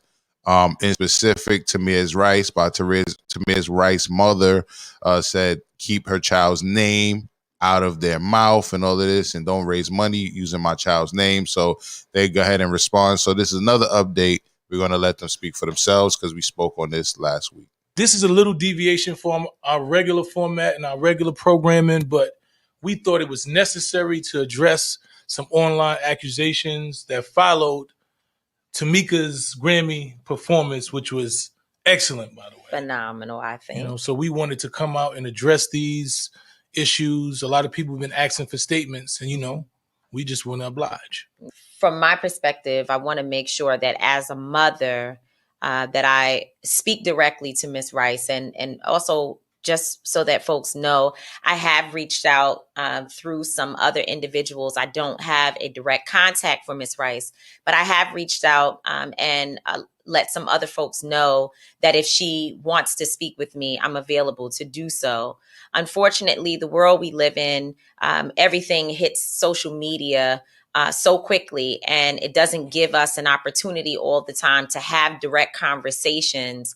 And I have seen a lot of you who've been asking me to do what I always do, which is to be authentic and to come to you all and talk about some of what you have heard. You know, I want to just make sure that we start off grounded in the fact that nothing we say today is an attack against Ms. Rice. I want to make sure that that is stated from the very, very beginning. Quite frankly, Ms. Rice is right. I support 100% how she feels and what she has stated in terms of her pain related to her son. Right? 100%. 100%. And in fact, I think, and I was going to say to you, Mice, that I feel like we all have failed her. You know, I was thinking a lot about this coming here today. Yeah. We all have failed her as a nation. I think that whenever a child or any person, but particularly a child, is killed, this nation should have erupted. And the fact that she did not get the proper justice for her son would make anyone angry. And so I totally understand and respect the trauma and pain that she feels as a mother. The second point is that I think for far too long, the issue of divisiveness has been used in every single movement, and it has actually destroyed movements. And I don't participate in it. If you know anything about me, and you guys get to see me up close and personal, we're on lives, we go into communities, we work with people directly, we're on the ground. And so you have an opportunity to see me up close and personal. And the one thing that I try my best not to do is to get caught up in the divisiveness that I know can happen in this movement. So again, if people are watching, looking for some aha moment of me speaking negatively about or to Ms. Rice, it's not going to happen. I will never, ever allow my organization, my team at Until Freedom, or myself to be used as a tool in the master's box. I will never allow that. So if that's what you're looking for, you might as well turn away, because it's not going to happen. I will, however, say that I think it's important to clarify the questions around whether or not we have used Ms. Rice's child, her baby, in campaigns or in speeches or fundraising or any of those types of efforts. We have not. My speeches, my son's speeches, and the work that we do, it's very, very public. You all can go back and look through speeches, look through my page. I encourage you to do so.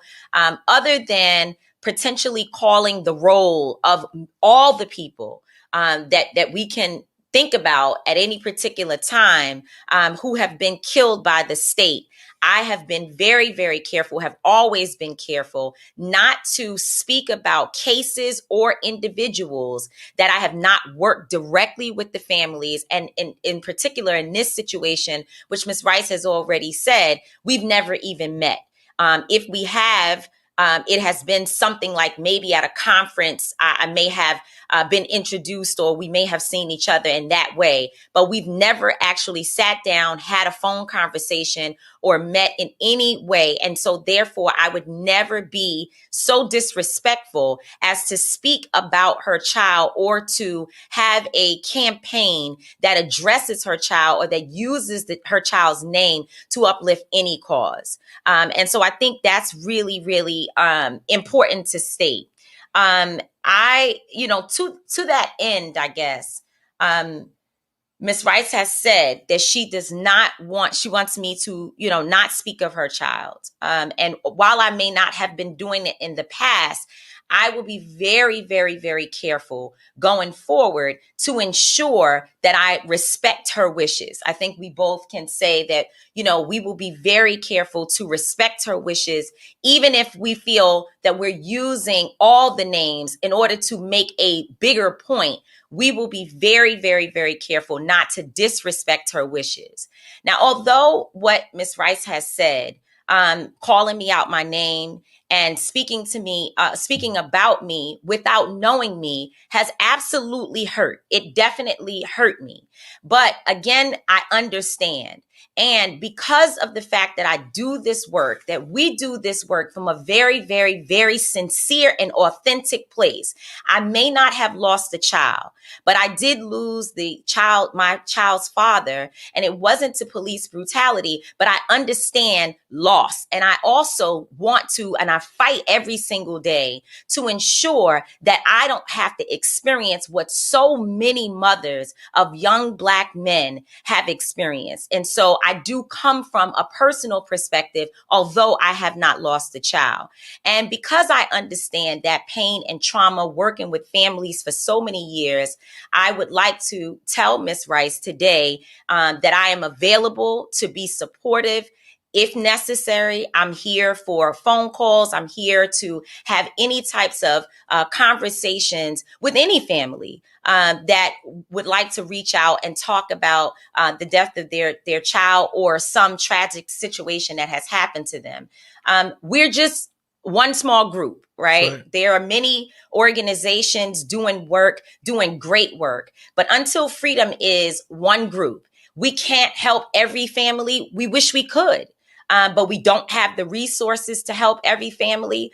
And there certainly are situations that have been heartbreaking, that have kept us up at night, that we have not been able to get involved with. But again, just to reiterate, under no circumstances would we ever be so disrespectful as to use the name of a person, child or otherwise, that we have not met, worked with, and talked with their family and have not been directly. All right, so there you have it. They do not. They're saying that they're not responsible for what they were accused of. So we spoke about it in the past episode. So I thought it was fair to let them speak for themselves. In case anybody in our audience hasn't seen it, I didn't play the whole video. My son goes on to talk about being accused of being not being like a real revolutionary. He quotes some of the work that he's done and says, then what is a real revolutionary, etc. I'm sure you can find it on their, podcast called Street Politicians. It looks like that's the name. I think that's a weird name, but however, it is what it is. Virginia Sims says she can still get the messages across by highlighting all the bodies killed through police brutalities. I don't see a need to name drop individuals as the narrative is being presented as a collective. And I think that's what she claimed that she's done. Rosdell Far Rock says, peace, family. Salute to my G. Rosdell Far Rock. Salute to my guy. Cole Shoulder says, I hear a whole lot of nothing. And Steph Got Joke says, she still ain't say shit about distributing no funds. Well, I think it's important that we separate the people who are activists from the Black Lives Matter movement or whatever agency that goes under that name that raised that $90 million. I don't believe they're part of that organization. I just think that they're just individuals who have a voice and know how to use them.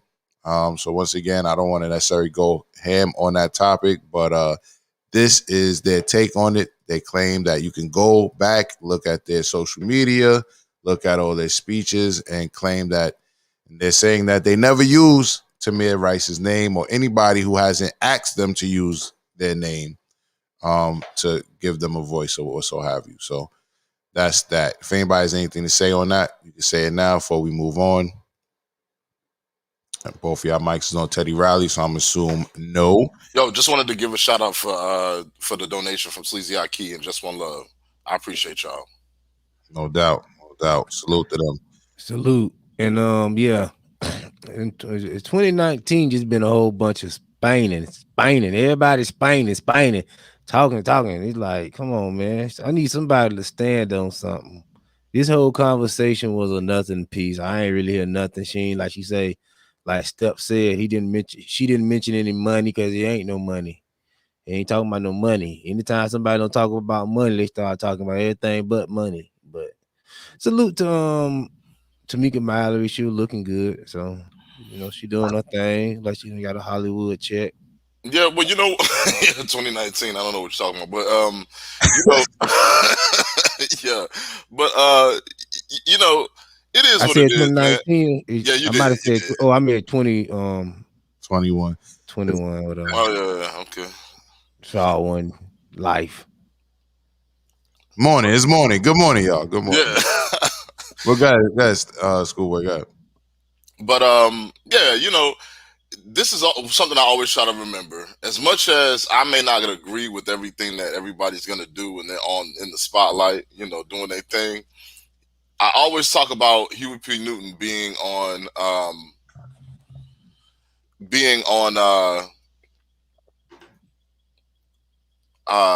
sorry, I just got an email come through. But anyway, I always talk about Huey P. Newton being on Donahue, and he says, everybody has their own part to do. You know what I mean? Everybody has their own part to do. So you can't be arguing with folks about what they're doing. Just do what you're supposed to be doing, and it's gonna take care of itself. You know what I mean? So she actually was on code. What's her name? Tamika Mallory was on code with that. All right. Redemption says the mother claimed that she was clout chasing, and I believe it to some extent. Yeah, to some extent, there are a lot of people, and possibly including them, who clout chase using Revolution. Me personally, as somebody who was very pro-black, and I'm not saying I'm not pro-black now, but I was a little extra with it. You know what I'm saying? In my early 20s and all that. I've seen a lot of bullshit from people who claim to be pro-black and claim to be.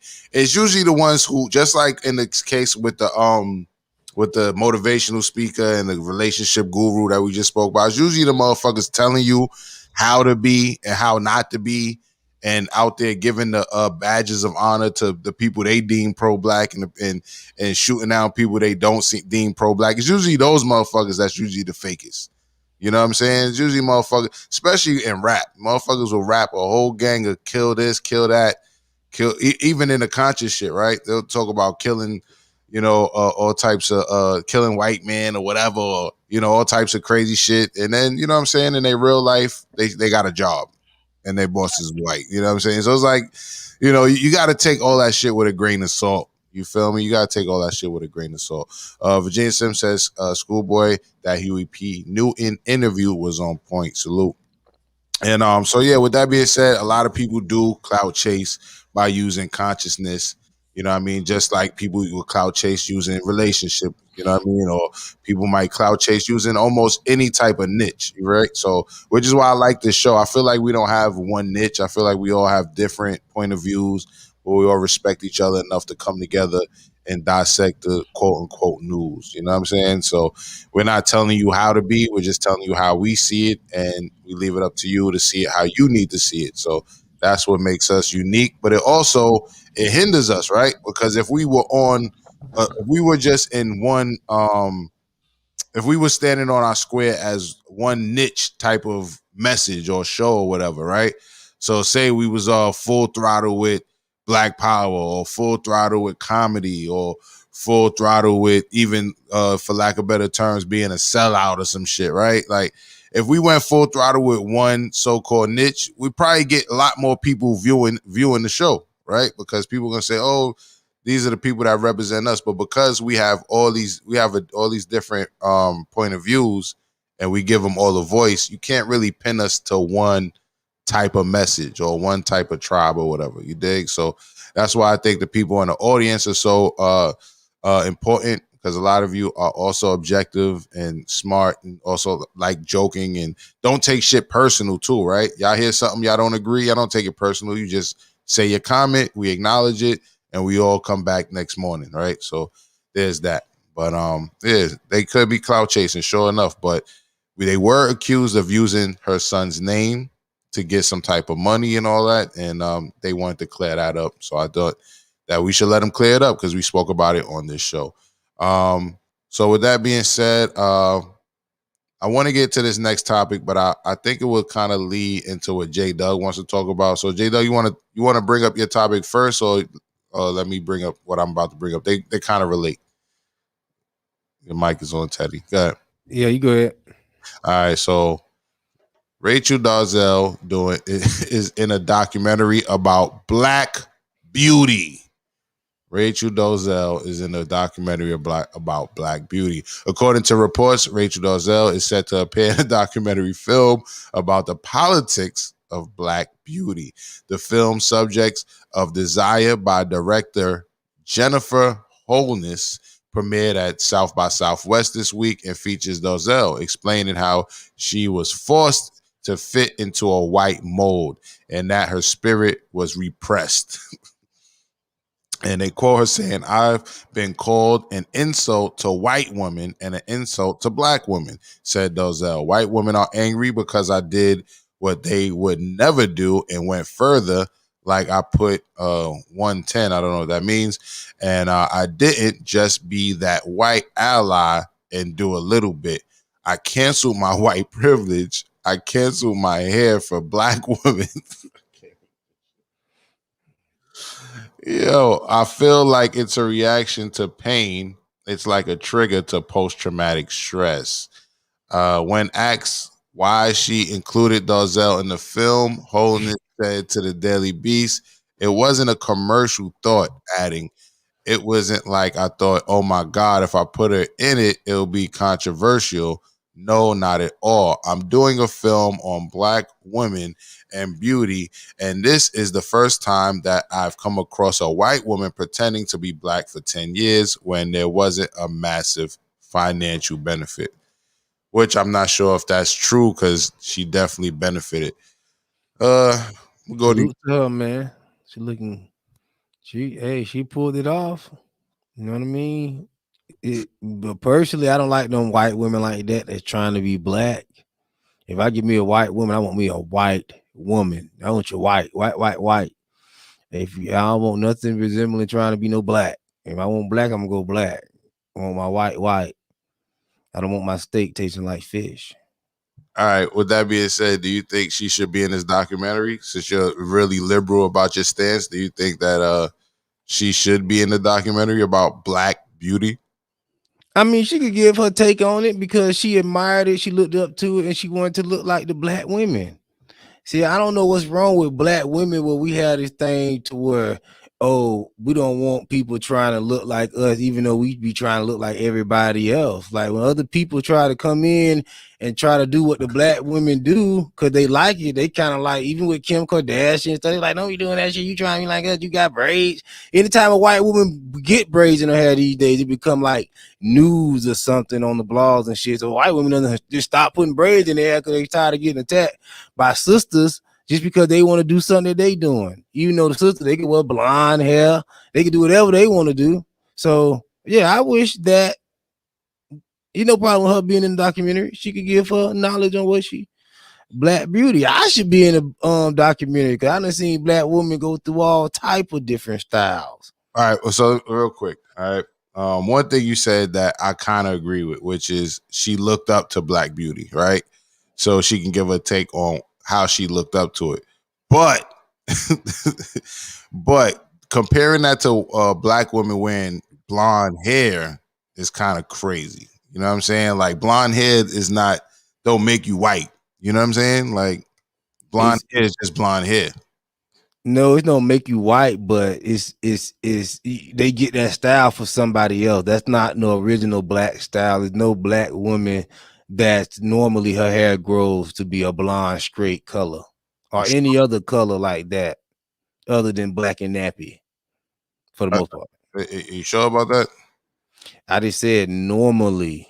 I'm sure that it's one or two you may know, but I'm just telling you normally that's not the case. I mean, they got black people with blonde hair, blue eyes, and all of that. You know what I mean? That's why I asked that. Where at? I think they're the Aboriginals. And I think I'm talking about in America. I'm talking about not the Aboriginal people. In America, no, it's not that. Yeah, of course you got done. I'm sure of it. Yeah, so I'm just saying, and black with it being. But that's not why black Americans do it. Black Americans didn't see no Aborigines logic. They seen white women. Stop that, man. Y'all niggas always want to either go way back in history or way across the land. Let's stay in America. White women we ain't have no Google when we started walking blonde. They started walking it because of what, Logic? Let's see if we can be honest. All right. I'll give you that. They might have looked at the whitewashing or the white standard of beauty, right? But that still don't mean they could just pretend to be white for putting blonde hair on their hair. Like she actually pretended to be black. She was in like the NAACP, all this weird shit. She actually was in black organizations. Like she really took a stance like she was black.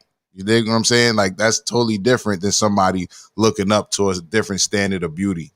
I think it's totally different.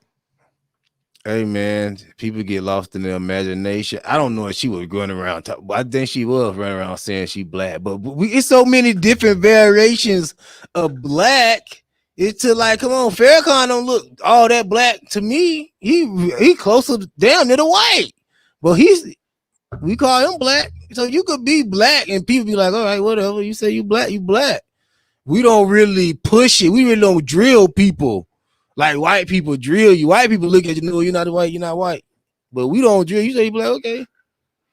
Because a lot of you, we already know other black people, even if they is light skinned, if you start questioning the light skinned person blackness, they get all offensive and mad anyway. So we try to be like, you know what I mean? All right. So I'm gonna answer my own question. I don't think I think it's tasteless to put in the documentary. You know what I'm saying? I think it's tasteless, and I wonder what it's going to do. I wonder how far the documentary will go as a filmmaker. I'm almost going to be forced to watch it though. You know what I mean? Just to see what the fuck does she have to say. So maybe it was a smart idea on a commercial tip, but she claims she wasn't doing it for commercial reasons, right? But if you ask me, I think it was also tasteless to have her in that documentary. We don't need to hear what she got to say about Black beauty, but I think it's going to be very funny, whatever she has to say. So the person in me that likes to laugh I think I'm gonna have to watch it. Redemption says she was doing braids in her first joint. And Sweet D says, can someone throw Rachel in a dark hole, pun intended? And Brooklyn Honjo says, how you feel about that, J Doug? One of your milk of magnesia. I think he told us how you feel about it. The salt of the earth. She Amaruka News says, one thing they're not telling folks is to change their jurisdiction. Lawfully speaking, the so-called Negro, Black / African Americans are the true indigenous Aboriginal Americans. Check UN drip 2007. Well, I've been telling black people that we was in America. We ain't come over here on no slave shit, but black people love that slave story so much. They want to stick with that. It's like you tell them one thing, if you try to convince them like, yo, that was a lie, this is with the truth, you can't. It's hard to change somebody's mind for what they've been believing all this time. So you don't believe slavery happened? I don't feel like it was.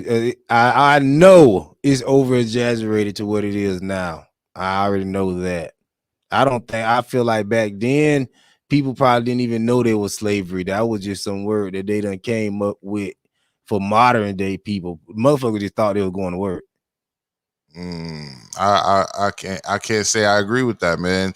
Work don't put you on the auction block and stuff fucking corks in your butt so you don't diarrhea so you can look healthy. You know what I mean? Some of the shit that they don't tell you in the movie Roots. Oh, it's about to the cork.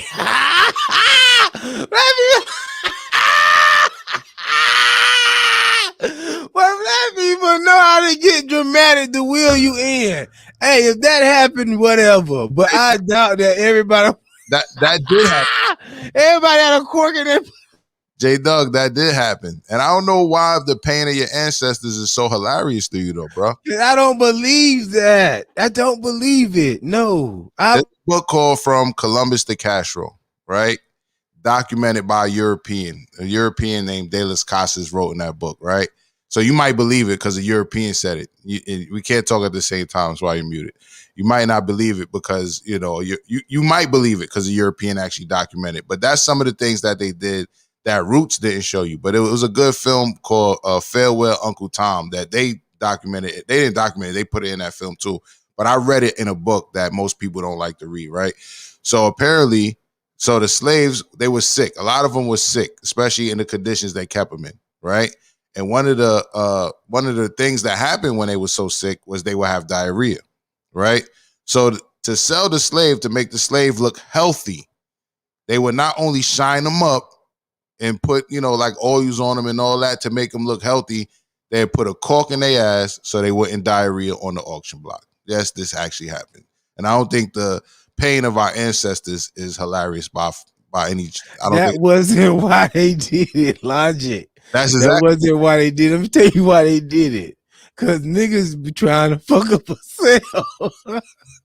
So why you on fuck up a sale? They trying to sell you. What's the best way not to get sold? Shit on your damn.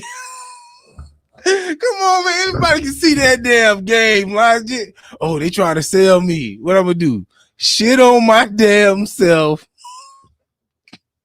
They keep from getting sold. All right. There we have it. Now you don't believe that because the white person ain't tell you that. But I'm just telling you the truth.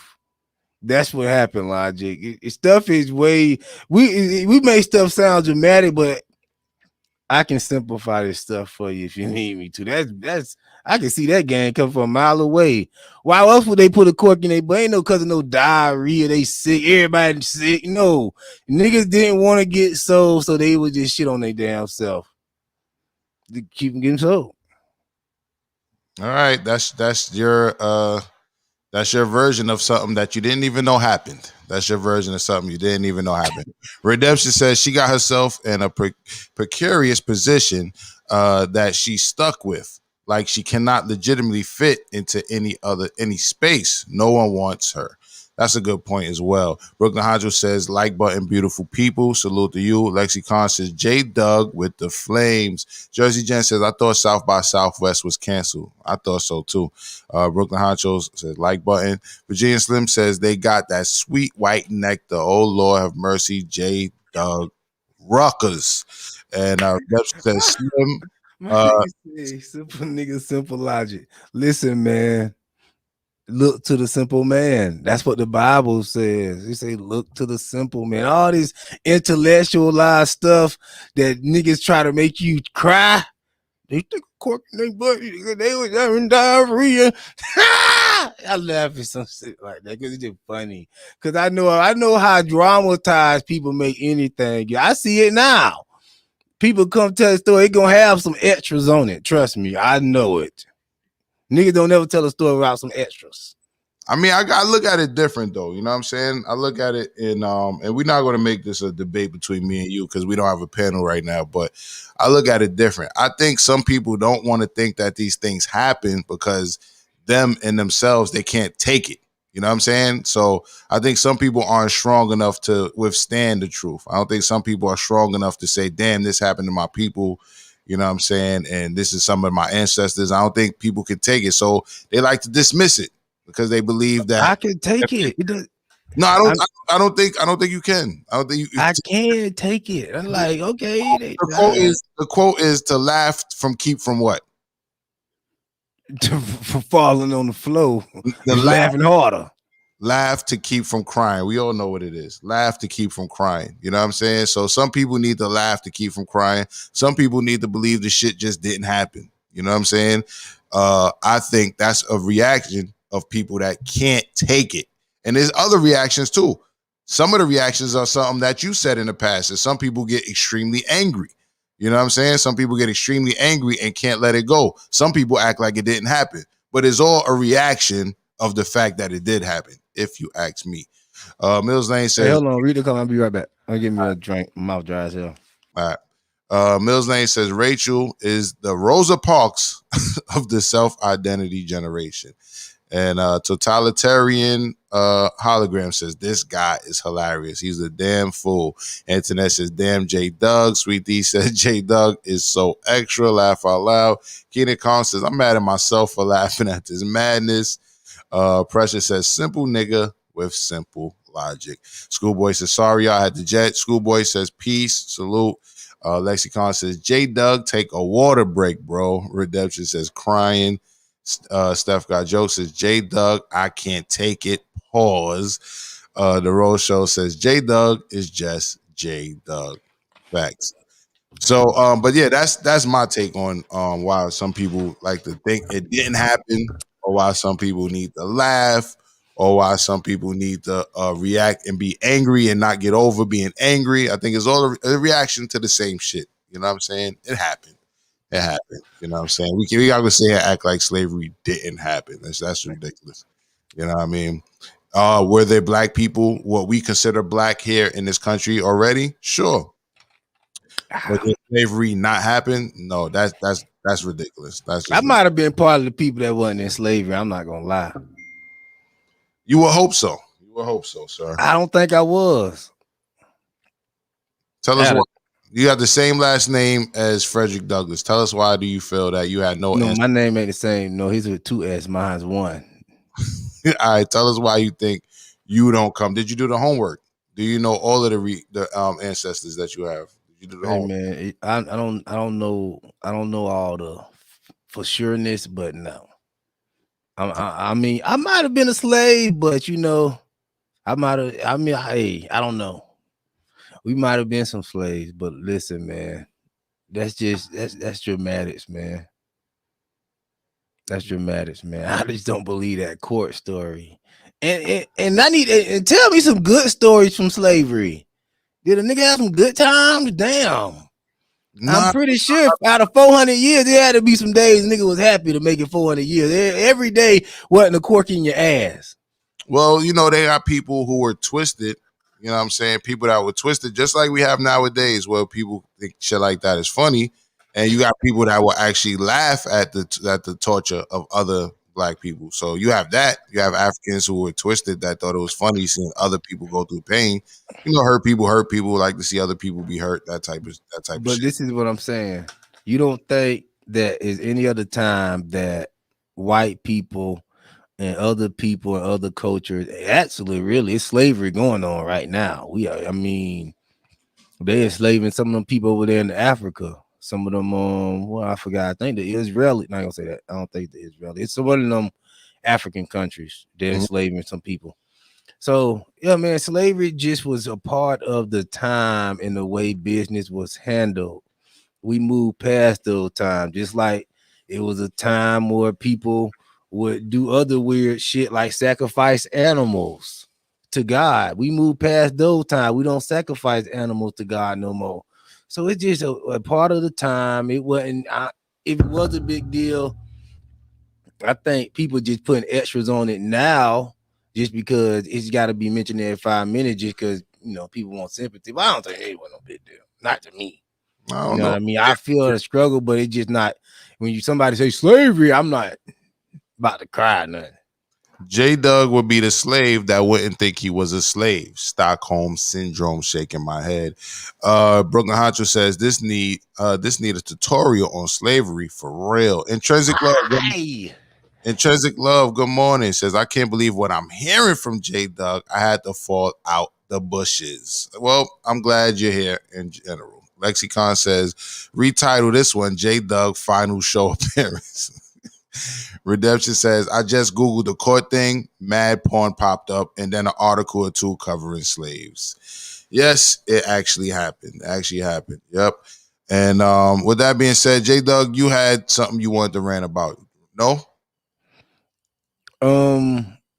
Did I have something I want to rant about? Yeah. Nothing I want to rant about, but I did want to talk about talk about it. Sharon Osbourne situation. Fill me in because I didn't really follow it.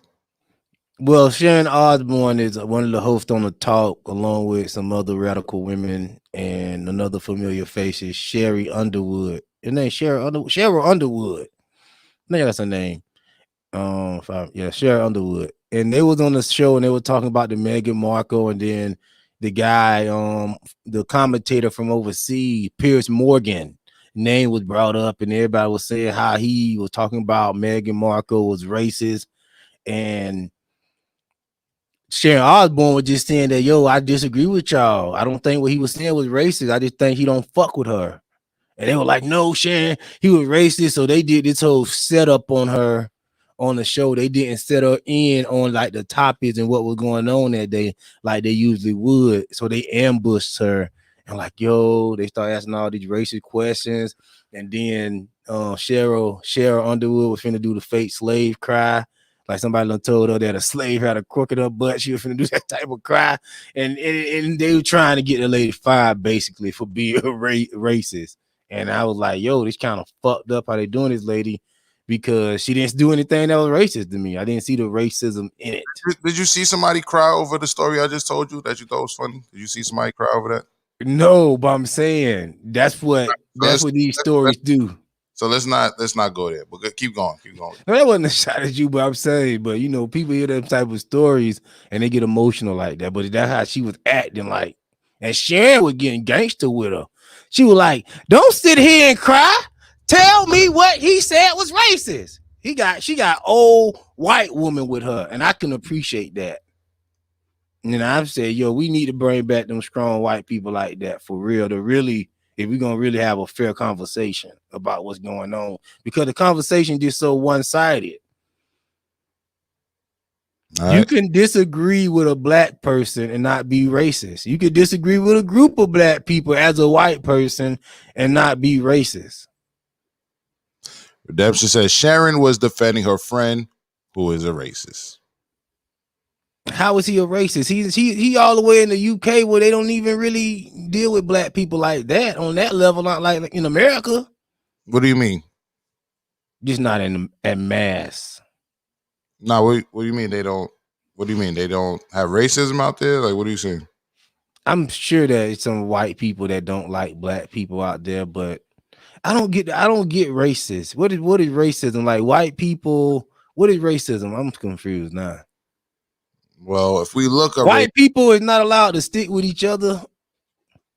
Well, first off, the whole idea of Africans and natives and people of what they call now people of color or whatever you want to call it, you know what I mean? But Aboriginal, black, natives, African, whatever you want to call it, the idea that we weren't humans started in Europe. It started in the church in Europe, right? Because they said that we weren't humans and they couldn't even save our souls. This is what the church was saying. So that's part of what racism is. You see what I'm saying? Looking at it. Let me ask you this. If white people say, I want to stick with my white person solely for the sake of being white, is that racist? If you're sticking with your people, you're sticking with your people. But racism, the definition is prejudice, discrimination, or antagonism directed against a person or people on the basis of their membership in a particular racial or ethnic group. So if I have a friend and he do something where other people perceive to be racist and I'm white, and I say, no, I don't think that was racist. How and now am I being racist? I'm not saying that. I don't think that's what Redemption was saying. I said she said that she was defending her friend who is a racist. He's not a racist. How can you be a racist though? I don't understand that. Who did they accuse of being a racist again? Even if you white and you don't like black people all that much, I don't see how you can still be a racist. It's like you don't have to like people if you don't like them. I don't get it. If you don't like them based on their race and you antagonize them, then that is racism. But you know, like Piers Morgan's like one of them stone cold like liberal people, so he don't be on air antagonizing black people. He just don't. I don't see him ever doing nothing that's against black people. I mean, you yourself been known to believe that liberals can be racist too, correct? They're the biggest racist. But now I'm talking about y'all don't worry about that type of racism. Y'all worry about in your face racism. Y'all don't care about people doing stuff behind the back. Black people. I think the covert racism people do care, but they can't prove it all the time, and that's the problem, right? So the other definition of racism is the belief that different races possess distinct characteristics, abilities, or qualities, especially so as to distinguish them as inferior or themselves as superior to another. But let me tell you this, Logic. It's no race that don't think that about themselves. White people think that, black people think that we more superior than white people. White people think they more superior than black people. Chinese people in China think they the new leaders of the world. They think their system is more superior. I don't get to see how is that racism. Everybody thinks like that. Every group. I hear black people talking like that all the time. Well, we better than white people. We original. They evil. What's the difference? White people can't do it. Let me go to some of these comments. I'm definitely not going to argue racism right now. J Doug out here with the white empathy, sir. This is a black show. Precious says off with his head. Redemption says they don't deal with black people, ? And racism is definitely alive and well in Europe. Amaruka News says the first slave ship that was ever recorded / documented was taking kidnapped indigenous aboriginals inhabitants of the Americas to Portugal, Spain, France, England, Italy to Europe first. Check it out. And Keenan Kong says he just had to go full J Doug today, shaking my head. And Redemption says J Doug doesn't even know what to dissent about. At least read. Pressure says, what up with him in this script? J Doug, stop giving your opinion on things that are new to you. Do some investigative work. I think that's in regards to the fact I gave you that you thought was funny that you didn't even think was true. Amaz Algorithm says, we get it, J Dub. Just because a nigga is Wesley Snipes shade don't mean he's down with his own. Laugh out loud. Jersey Jen says, Pierce said it wasn't racist with Royals asking and worried about what color Megan's baby would be.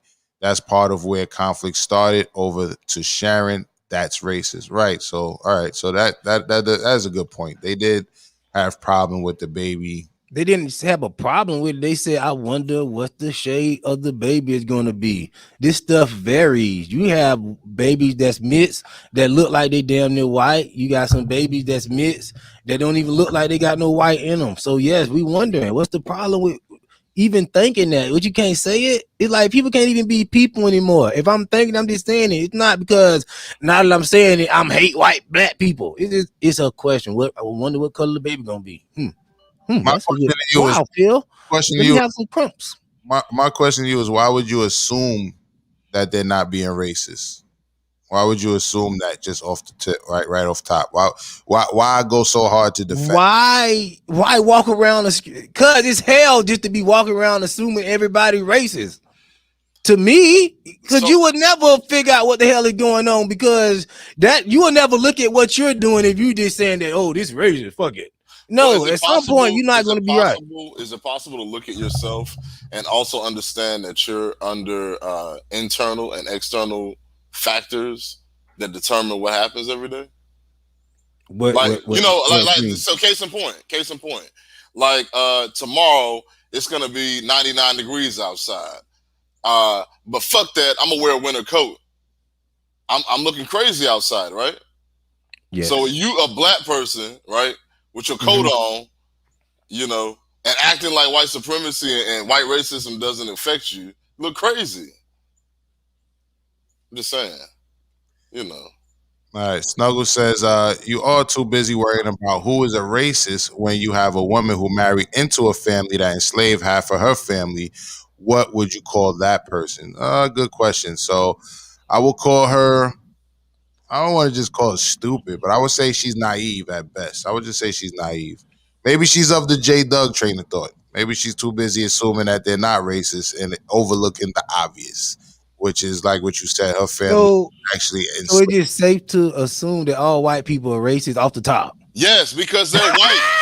Yes. No, I can't think like the black. I can't think like that. No, sir. No. Here's the thing. So this is the issue with words. They mean something. So people get upset when you say everybody's racist. J Dub, do you consider yourself a black man? Yes. Okay. So do you consider other people to be white? Do everybody to be white? What you talking about? You consider other people beside yourself to be white? No. You don't think anybody else in the world is white? I mean, yeah, it's some white people. What you mean? Okay, that means that you're a racist, sir. You deal in race because you're considering yourself black and you're considering other people white. It doesn't have to be a negative thing. You can that's what I'm looking at it as. Like, yo, if a white person say I'm white and I'm going to stick with my people first, I'm not like, yo, that's what you should do. It's like, what is the problem? The problem is that we live in a system where whiteness has been weaponized and blackness has been weaponized. And it's not like we're going to ever win that game because we didn't make ourselves black people. Some people decided that there were going to be black people here and they abused them. So that's the thing. Now we come out and we say, hey, that's racist. We made racism like automatically a bad thing. But you really got to look at it. You got to really look at it and be like, okay, cool. You mean they criminalize being black? Absolutely. It is what it is. Like, that's the reason why the Koreans can get away with walking around with the store in the store behind you. You know what I'm saying? I shouldn't just say Koreans out the back, but there are certain Asian people that would do that shit to you. And some of them aren't like that. So black people in the system where we can't win, so all we can do is accuse and no. It's sort of like names. This. No. It's sort of like this. No. It's sort of like this. Check this out.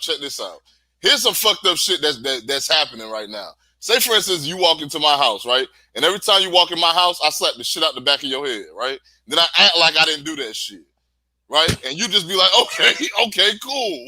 You know what I'm saying? And you walk in my shit every day. You walk up in my house. At a certain point, somebody else is going to walk in with you and be like, yo, this nigga slapping the shit out the back of your head. And you sitting here trying to act like it never happened. And that's what's happening right now. And that's what's happening in America a lot of times. People don't want to acknowledge the fact that there's a huge problem when you walk across this threshold. But we were just talking about yesterday how these African cities and states or whatever they got over there in Africa continent is amazing. It's like nobody's making black people stay in America at this point. I don't know about years ago. I'm talking about right now. You don't have to be in America. You could go be around people that look. You could go live in Haiti if you want to. If you want to be around mostly black people, what's the problem? I don't get it. I don't see why it's so bad at. Is it like bad, but it's not bad enough to leave, or what is it? Okay, here's what it is. Before you answer that, Schoolboy, which one is it? Is it this is our country first, or we should go back to Africa? Which one is it, J-Dub? But go ahead, Schoolboy. And I say some of us. The point is that, like I think I've said. I didn't say go. Listen. I want to clear it up. I didn't say go back to Africa. I'm saying at this point, regardless, why not go to where, if it's all about color and race, go to where your people is in the majority, so and build on that. So you're not under no type of tyranny. A lot of people are going to remember this from Neely Fuller, who says if you don't understand racism and white supremacy, then everything else is going to confuse you, right? So you confused about some shit that just is. It's like I understand racism, but what is it's a thing so me leaving here ain't a solution to that issue. What's the solution to racism? And the other thing about it is this: the solution to racism is build your resources up and create your own systems and economies to interact with, and you don't have to deal with the racism there because people ain't racist with money. That's the one color that don't nobody give a where it come from. Who it is, is money. By you being in America, you got a better opportunity of making some money. This is true, but we won't discredit. You got a better opportunity, so why not appreciate that and build your way up, like you say, up out of it to where racism don't affect you? Because people say, "Oh, J-Dub, you're like racism don't affect me." No, Racism don't. White people give me jobs. They help me feed my family. Now, if I can go get a better job, or if I want to make more money, that's on me to go out and use the gifts and talents that God put inside me to make money. But if I want to go ask white people and they say, yeah, I'm giving you a job, but it's not going to be what you want. It's not going to be all that fair, but I got a place for you. I'm happy as a black person. If I can go to a black person and get a job, I'm even happier. But I don't see the big deal. White people are going to help you much as they can. They not really on it like that. I just see black people. They just want to keep bringing up this old. It's cool to talk about, but I think it's more. It's about the now. It's like now is an opportunity to build. Now is an opportunity to own. Now is an opportunity to progress and go to the next level. So it's like, why not focus on that versus be like, oh well, damn. One of the things that I think we that had we a cork need in to our start, butt. I got you. One of the things that I think we definitely should be working on, besides us going back and forth about whether there is racism, like white supremacists or some shit, like rather than do that, what we should be doing is, I applaud my son and what's her name, Mallory, Samaria Rice, all of those folks. I appreciate what they're doing, but now we're at the point where we're not gonna keep doing the bullshit. We're gonna walk around and talk about it. Go to the politicians and start getting policies drafted up. That's what the Asians did. The Asians got a little bit of pressure and they're getting hate crime bills going through the Congress. We got a lot of pressure and we still talking about whether or not there is racism. That's ridiculous. All right, so real quick sidebar, J Doug. I let every opinion be heard here on this show. Every opinion be heard here on this show. That is cool, and jokes are jokes. But I do not take kindly to making jokes about my ancestors' pain. So if you can refrain from making jokes about my ancestors' pain, we'll be just fine. Can you dig that? You feel me? Corks in the butt and all that shit. It may sound funny to you, but our ancestors' pain is not a joke to me. So we got to relax on that. Say what you want to say about racism. Say your point, but please refrain so we can stay on good terms from making jokes on my ancestors' pain. All right. But with that being said, the root of your conversation or what you brought up this story to say was you don't believe that the royal family, aka the firm, is racist. Correct? Is that what you're saying? No, I don't believe what Sharon Osbourne did was racist, and I don't believe what the other guy did was racist. I don't believe it's nothing wrong with standing up to black people or people of color. If you disagree, if you white or if you any other color, I don't believe in the LBGQ community. We were just talking about freedom of speech yesterday. I feel like people should be able to express how they feel and move on. We shouldn't be trying to punish people, make them lose their job because they don't agree with black people or they don't believe other people being racist. That's whatever. It's everybody different opinion. Everybody lenses is different. You know what I mean? So I just feel like if we're going to be pushing for everybody to say what they want to as a liberal, and they could put out all day crap and garbage, then other people should say, nah, you should have something to say. No, I don't believe that's true, and that's not true. And I don't care what color you is, you're not special. No color is special, from black, white, or anybody. All right, fair color enough. Don't matter. It's about the spirit. All right, fair enough. Brooklyn Andrew says, if he feels better being in a room full of whites, let him be. J Doug is an instigator. Intrinsic love is shaking her damn head. Pressure says, the Democratic Party created the KKK and Planned Parenthood, two of the biggest enemies of black life. Lexicon says, here is a philosophy I live by. Don't throw a stone you can't take being thrown back at you. All right, fair enough. Jersey Jen says, my sons are black. Personal experience it was racist. Family members that were asking what shade my babies would be, worried about them coming out dark. And I agree with that. Rosdell Farrock says he's fighting for the white man hard with that camouflage on. And salute to my G, Rosdell. Brooklyn Hunter says J Doug has white lady issues to rant about every show. Next life, maybe, J Doug. Next life. Listen, I'm not ranting about her being white. I'm ranting about people being allowed to have their opinion said and their freedom of speech and not be shut down. You know what I mean? We want everybody to say whatever they want to say. Tamika Mallory can do whatever she want to do, but this lady can't even disagree one time without people jumping on her and calling her names. Like, come on now. This is craziness that's going on in America. And they ain't gonna do nothing but start a race war because it's already like y'all said tonight, black people already done said it. I ain't know this, but obviously it's how you supposed to think. Just obviously assume every white person is racist. Check. I Yeah, got it from because now here's the on. I thing, didn't know that. here's the funny thing about people saying that they don't know if there's a race war. If there's a race war in prison in America, then there's a race war in America. Period. It is what it is. We've been. Well, I That's the don't deal issue. with that Is many that we white don't people, act so I like don't know. yeah, exactly. But yeah, I appreciate that too. We act like there's not a war going on, but we can show the evidence. Like we've been doing it. We've been talking about this shit. It is what it is. Like we can act like it's not happening. That don't change the fact that it's happening though.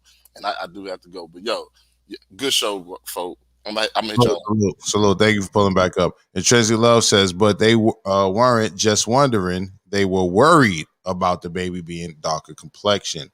Snuggle says, even if they were being racist, what is the problem with them asking the question? And Redemption says, J. Doug pausing questions to schoolboy to complex schoolboy. Mod's algorithm says, educate J. Doug schoolboy. Shiamaruka News says it's called being a prisoner of war. People, slavery is a political, propagandic term.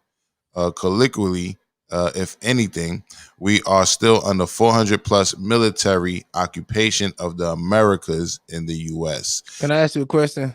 Yeah, go If ahead. someone to tell you right now that everything they told us about slavery was a lie, none of that really happened, would you believe them? No. But why would you believe just the slavery off the top, though? Because somebody had to tell you that, and you believe that. Right, but there's documented proof. But what did they say? Oh, that's fake. What did they say? These people, what is he like he said? Slavery, we all just was prisoners of war. Listen, what did he say? We all were just prisoners of war, and we just here caught, and it's just a military term in slavery to where we was all really just in the war. We captured prisoners, and that's why we had to do what we had to do. Why would you believe that? Or would you just want to believe that it was just like them coming, taking us away from our people in the middle of the night in Africa and all that? You know what I mean? Let me answer. That right there, what he's saying, and that's my cousin, by the way. What he's saying is not slavery, is or basically equivalent slavery to being a prisoner of war. That's semantics. That's semantics. That don't mean it didn't happen. That's just you decide to call it under a different term or whatever. That's semantics. But it doesn't mean it didn't happen. It just means. But it is saying if we was truly prisoners of war, right? And we was fighting with them and they won us and captured us, why do they weren't supposed to treat us nice? You know what I mean? It sounds better if you say we were just some innocent people doing our own thing and they kidnapped us. But if we were just prisoners of war fighting with us, they wasn't supposed to be nice to us then. Well, that means you're insinuating that we was in a proactive war with Europe, like people, different African countries. We might have not been in with Europe, but we might have been with another tribe in Africa that won us and sold us as property. Yes. Yeah, but once again, that's a different type of slavery. In that slavery, you was able to come up in that system. And what we have here, which is chattel slavery, you wasn't able to come up in the system. Down to where half of my family. But this is what I'm saying, though. Look at us now, though. Let me finish talking. Coming up in the system now. Let me finish talking. And I don't believe that's all the way effective, that ideology. You know what I'm saying? With that ideology, then we looking at Barack Obama as some type of, oh, look what happened. I don't believe that shit. You know what I'm saying? But anyway, half of my family, you know what I'm saying, is from Haiti. You know what I'm saying? And yeah, they fought and got rid of that system, but then still got, charged for their freedom later on. So at the end of the day, systematically, you know what I'm saying, the foot is still on our neck. You feel me? And I'm not going to act like it is not there, because if I act like it's not there, I can't do nothing about it. Intrinsic Love is clapping, says facts. Schoolboy Lexicon says Schoolboy ain't never slapped anybody, laugh out loud. Intrinsic says, as a deeply melanated black man, I'm surprised by his rhetoric. I'm sure he has experienced a level of racism. And you claim you haven't, correct? I'm rolling in my Rolodex right now. Honestly, I'm rolling. Ooh. I mean, what you? I don't. I can't see it right now. Like, All right. I'll re-report, but I just can't see it. I don't. Can you give me an example of racism to you? Then maybe I can kind of see what you want to hear. Do you have a racist thing, Logic? I think example of racism is something that I've been through a few times, which is being wrongfully arrested for doing absolutely nothing. Okay, I never been wrongfully arrested. You got another thing. Because anytime I got to the police, be honest with you, I was supposed to get arrested. They let me go. And that's pretty much any time I don't be getting pulled over with suspended license, weed in the car, liquor in the car, driving and drinking. They let me go. So I'll give you an example of education. and it's all white cops too. So yeah, give me another one. I'm not give trying to be combative. I'm just saying my experiences. I know. I hear you. I hear you. You asked for another example, and I'm gonna give it to you so I can go on to the rest of these comments. Give you an example of educational racism. In the education system, doing just okay, getting like a 65 on a test, a 70, 75 on a test, and the teacher telling me I'm doing a great job, only to find out that I'm just doing C average work. Because they don't think that my young black ass could do any better. They telling me give me a pat on the head. I think that's a form of racism. Have you ever been told you were doing just fine when you were doing bullshit work? No. Okay. I have been told when I ever got patted on the head for getting a C is when I came up from an F or a D. So it's like, yeah, people gonna be like, thank God you barely made it, but you was here. But no, nobody never patted me on the head for me doing halfway good. People, I just don't. Yeah, it's like so the last one, the last example, medical racism in the medical situation, in the medical field, right? I've been in the hospital bleeding profusely from the face, right? Bleeding, had a hole in my face, hole in my head right here, you know what I'm saying? And the hospital just thinking, because I'm a young black man, he can take it. And they just let you sit in the waiting room, even though they got an open room back there waiting for you. Let that nigga sit. He probably was gangbanging. He probably, you know what I'm saying? He probably was involved with that gunshot we heard across the street and all that. And they just let me sit. They just let me sit. Have you ever been in a situation where you felt like the hospital just thought you was black, so you should be able to take pain, so they send you home, or didn't treat you fast enough or treat you correctly? To be honest, and I'm not trying to be funny, I've been to the hospital like last year. I think I had coronavirus, but this was before corona popped up. I went to the hospital. They treated me amazing. They helped me out. They did whatever they could do for me. They calling me like a motherfucker, talking about holding them couple rats. But if that's what you consider to be racism, then yeah. So they talk about I owe them money after I got that healthcare service. I had no insurance.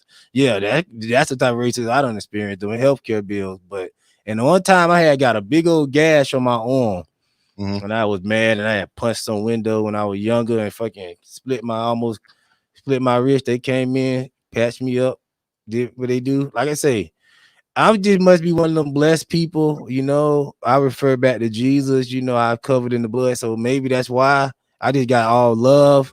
I don't have no hate. I don't have no bad experience since with white people. I just don't. All right, well, you don't. brought up religion, and then that'll be the final one. Do you believe Jesus was white? No, the Bible says Jesus wasn't white. The Bible don't even say that. So why would I believe that? I'm just asking because I mean, in most churches, and the majority of churches in this country, they put I'm past the churches. We just talking about the spirit right now. You see, the church is just a physical building, but the church is on the inside. The body is the church. All right. So there you go. He dwells in. There you go, Intrinsic. I gave him some examples. He said he didn't feel any of And I wasn't trying to be funny when I said I didn't experience none of those things. I honestly didn't.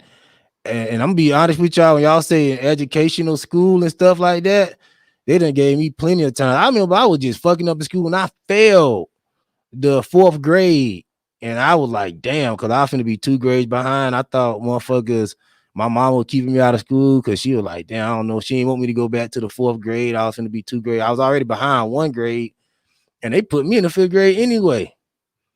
And helped me out. And my mom like, hey, good to meet you. All right.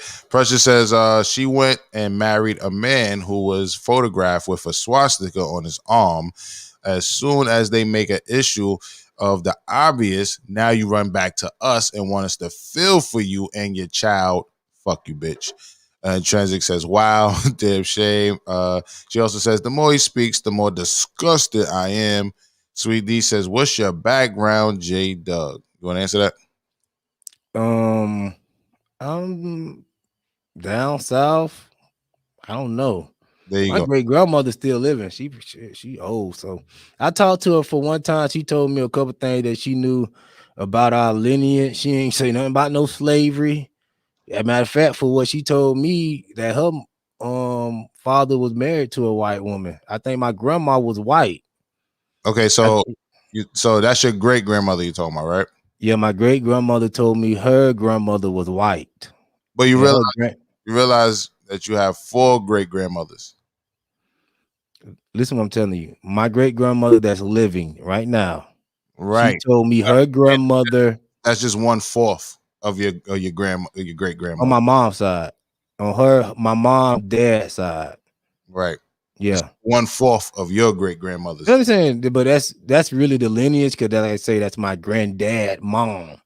You know what I mean? Mm-hmm. So that's not like my mom's mom. That's like the father of my current family. It's still 1/4 of your great grandmothers, though. That's what I'm saying. It takes a lot of people to give birth to us in this generation. I'm just telling you. You asked. I'm just telling y'all what I know. You know what I mean? That's what I know from. Precious says, intrinsic love, welcome to the family. Sweet D says, our biggest problem is we can't come together. I agree with that. They saluted me. Salute to y'all. Redemption And says, my grandfather on my dad's side, he was just like pretty much me, independent. He built his own house. They still got the house to this day. He had his own church. He was a preacher. Like, I come from a real independent family, so I don't hear all those horror stories. I didn't grow up like that, so I don't know. Maybe that's just me. All right, Jersey Jen says, J Doug making me upset. I'm half white. He makes no sense. And Precious says, J Doug is looking for a check. And Sweet D says, I respect. You ain't looking for a check. Sweet D says, I respect your opinion, J Doug. We're all entitled to that. Yes, we all entitled to our opinion. Miss Ravioli says, my color is special at J Doug. Mocha Almond Espresso. Hello, everyone. Hello, Miss Ravioli. They were looking for you earlier this morning. Precious says, why is everything about you, your Afrocentric, except your mindset? And Brooklyn, my mindset is Afrocentric. Anytime I get to just questioning these things, people think, oh, you don't like black people. Listen, I'm just not trying to just be gang with just people on the strength, just strictly based on color. I don't care what color people is. I'm just wondering why this is the thinking process, because I never heard this from black people and really onto the internet. I know they never really talk like this. So I'm just perplexing to me that why I didn't know this was just like you supposed to hate white people. I just assumed I didn't know all this. So this is surprising to me. I think the audience, especially our particular audience, like I said earlier, and they agreed, respects everyone having their own opinion. You know what I'm saying? So I don't think it's your opinion that people are reacting to. But when you laugh at our ancestors' pain and think it's a joke, I think shit like that will definitely paint a picture. But if somebody told you that wasn't true, wouldn't that be funny? No, it's not funny, bro. And it is true. My nigga, like, come on, bro. Listen, bro. Just because you don't want to believe it happened, that one doesn't mean it's funny. Two doesn't mean it's not. Let me ask you this: do you believe that it was one lie told about racism? I mean, about slavery. One lie told about racism. Do you believe it was any story that was over exaggerated about slavery? Anything that you done heard? Yeah, it's very much possible. It's very anything that you done read, even if it's from a credible source. Do you believe that it could have been over exaggerated? Anything is possible, but what I'm not going to say do is act like it didn't happen. That's what I'm not going to do, and I'm not going to laugh at the shit, even if I don't think it was possible. So even if your opinion was, yo, that shit sounds far fetched, you know what I'm saying? I need to do homework on it. That's one thing, but maybe you should, but to laugh at it, you know what I'm saying? I think is the type of shit that people are reacting to. Brooklyn Hodges says, J Doug got to use hypotheticals that still make no sense. Schoolboy says, my family has owned land in this country for over 100 years. The history of slavery in this country is an actual fact. Lexicon Utopia says, J Doug, please reset and get off this challenging slavery mode. Snuggle says, slavery, you were not a prisoner of war. Owned people sold you for what no one ever talked about it. Precious says, Brooklyn Honcho, let do live. Nah, fucking around, whack 'em. Amaz algorithm says, J Doug is crazy. Treat it nice when. Brooklyn Honcho says, I'm looking at a split screen of fact and fiction. Guess which one you are. She Amarukan News says, what y'all call racism is actually called people who do not understand their political status and jurisdiction. We do have an indigenous political system as opposed to just Republican and Democrats. Redemption says, J Doug has the opposing viewpoint just for attention. Ramaz algorithm says, J Doug seems like the type of nigga to walk his bitch in the slave master's room and wait outside the door until master is finished. That sounds like a pimp. Precious says he probably can't identify racism because he's blind to it. Brooklyn Honcho says, what that black and white female rapper was appeasing to her fans. That was appeasing to her fans. Redemption says, people increasing the level of suspicion based on appearance. J Doug needs to stop. Amaz algorithm says, what you do for the cops to let you off, J Doug, laughing out loud. Precious says, J Doug is no. Maybe because they sense I don't got no hatred in me. They like, yo, this guy they trying to love. Let him go. If you pull over with that on the inside of you, like just, yo, all white people hate are racist, and you believe that on the inside, when you come into contact with people spirit to spirit, that's going to come out. And that spirit that's within him is going to go against that spirit that's within you that's hating. So yeah, you're going to have, when you get pulled over by the police, spirit to spirit ain't going to be right. That's why you just got to be pure and just love. And then that's all you're going to get when you deal with people. So the guy who was taking care of that mentally ill dude, remember that footage? I think it was in Florida too. I forget where it was. And the cops told him, put your hands up. And his hands was up. And the mentally ill dude was still playing with some toy. And the guy is like, please, he's screaming at the mentally ill guy, please put your hands up. And he still gets shot. He just didn't have the love. Is that what we saying? He didn't have the love in him?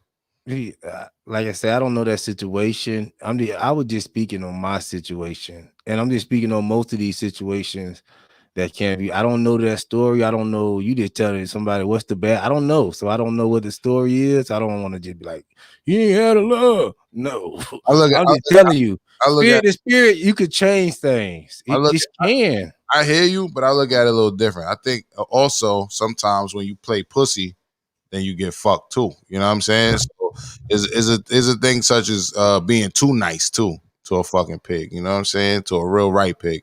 Precious says J Doug is a government agent, which is why they keep letting him go. Peep the signs early. Slim says Brooklyn Honcho Doja Cat. I think that's what he was talking about. J Doug have heard the phrase super predators. If so, who coined the phrase and who were they speaking on? Please respond. Pressure. They were speaking on the people at that time, which I don't agree with that statement. I don't want to like I'm defending. I'll tell you what they're speaking on. They were talking about the drug wars in the 90s, the violence that was going on in the black community with the drugs, in the result of the drugs. They wasn't really referring to they were referring to black people that was in the drug culture being violent. It wasn't just referring to your everyday black person, some nigga working at Walmart is not no super predator. Come on now. Rogajo says, once Jersey Jen says she ain't feeling him, he knew he lost any empathy. Redemption says, you are citing education and he can't enunciate his words. I don't know if you're talking about him or me, because I definitely butchered a couple words myself. Precious says, J Doug, you were never covered in the blood of Christ. That was your ancestors.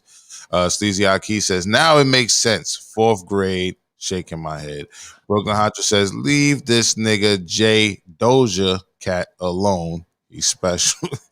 Ms. Ravioli says racism from educators can also present as deserving a higher grade than the grade you received. I've had educators attempt to suppress my GPA. Hashtag taking educators to the principal and dean. Internet says that's a form of racism. The school system pushed you through knowing you wasn't qualified. You lucky they didn't push you in special ed, J Doug. Respectfully. That wasn't a form of racism. That was another blessing on my life because I was always just a naturally smart person, but they just knew that I just didn't want to do the work. But when I got in 5th grade, I said, fuck it, I'm gonna do this work. And every other grade till like I graduated, I ain't never felt a grade since. Once I decided in my mind, yo, I'm gonna do this little stupid ass work they want me to do. I was making A's and B's there on out just because I just really just got tired of my mom was kind of like worried about my education and stuff like that. I never had a problem in school. I mean, I'm glad that worked out for you. You know what I'm saying? And I hear you, but have you ever heard of the term what's it called? Social promotion? Social promotion. Have you heard of that? I know what social and I know what promotion mean, but go ahead.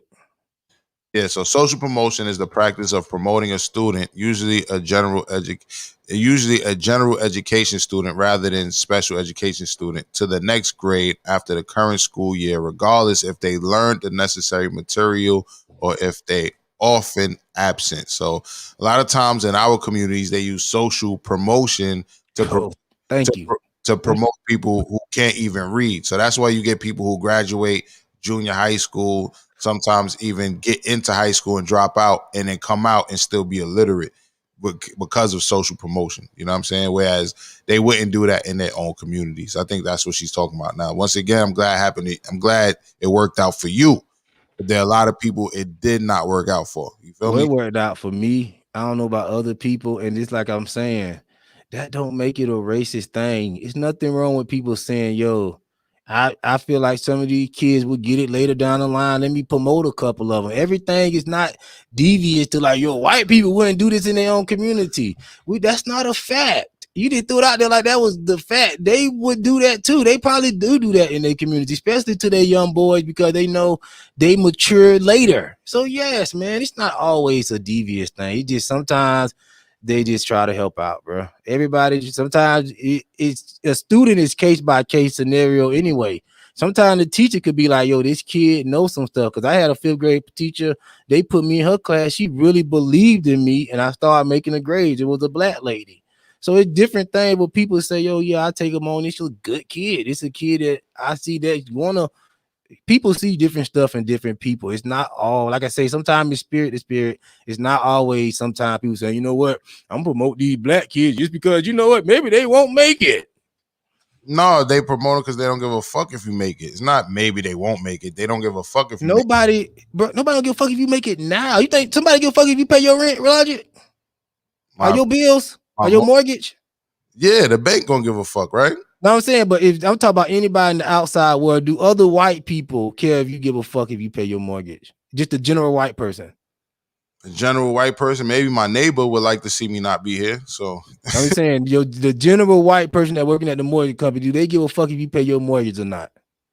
Yeah, they want you to pay your mortgage. I'm just talking about an employee of the mortgage place. Do he gives a fuck if you pay your mortgage? I don't know, but what I do know is that social promotion has been used in a lot of impoverished neighborhoods because they don't give a fuck. It's not case by case in a lot of those scenarios. Is let them go so they can save their numbers, so they can save their ass, continue to get their budgets without doing a fucking job, which is to educate the child. But I don't want to keep going. I don't want to keep going. Parents' job. I don't. It's the school literally is literally their job. That's literally their profession. All right. But Redemption says this is entertaining. I'm glad it's entertaining for you. I think we both got to smoke a big spliff after this shit. What? Aki Brother says J Doug look like a patent leather tap dance shoe. Aki Brothers is crazy. He says J Doug look like a patent leather tap dance shoe. And let me see. Steph Joke says abuse. Redemption says the Derek Zoolander Center for kids who can't read good and who want to learn to do other stuff good too. Hilarious. Keenan says, Miss Ravioli, I heard you getting some shine on last night. I think they're talking about Miss Ravioli on Star. Precious said, being monolithic works for every other culture. We are the only ones who openly preach against tribalism, yet always want to be all-inclusive, especially when money is involved. Ms. Ravioli says, sweetie, I believe our biggest problem is we only want to come together in an echo chamber. Coming together means accepting one another's differences and moving forward in a positive direction. Thank you.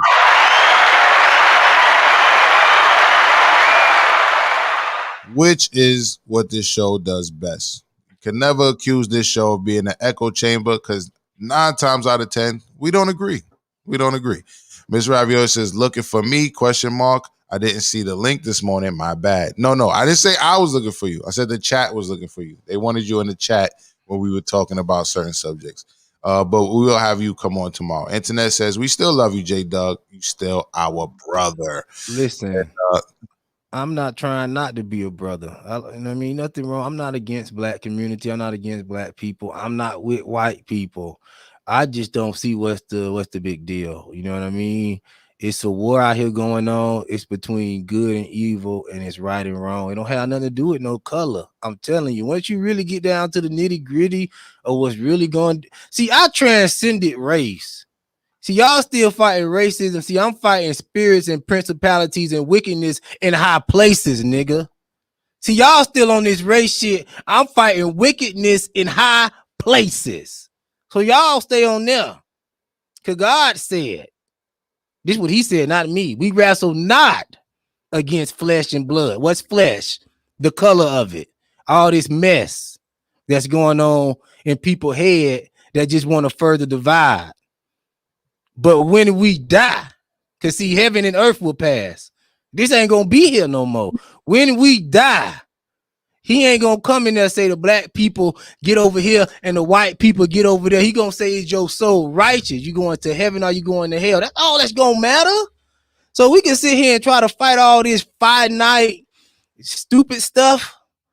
All we want to on earth, all that is a distraction of the devil that the white man made up. It's just another part of his trigonology to keep you away from God, because long as you see color in any of your brother, you never gonna see God for what he is, because he's a colorless God. So when God come in the form of a white man, you're gonna already assume the white man is racist, because you just said that, because that's just part of just hatred. Not saying that you're a hateful person, but I'm just saying it just programmed in our people that way. So you just gotta approach everything with love and have a wait and see attitude on every situation, case by case basis. There's good and evil all over this place, and it's in black people just as well as in white people. You got black people doing black people wrong. They're not worrying about color. So hey, it's mind blowing. All right, let me wrap these comments up, man. So there's your sermon from J Doug today. Virginia Slim says, I don't see any self-hate in J Doug. I just think he lacks the right information / knowledge. Redemption says, I thought the man offered to raise his hand to de-escalate and still was shot with his hands in the air. Yeah. He raised his hand, still got shot with his hand in the air. Yeah.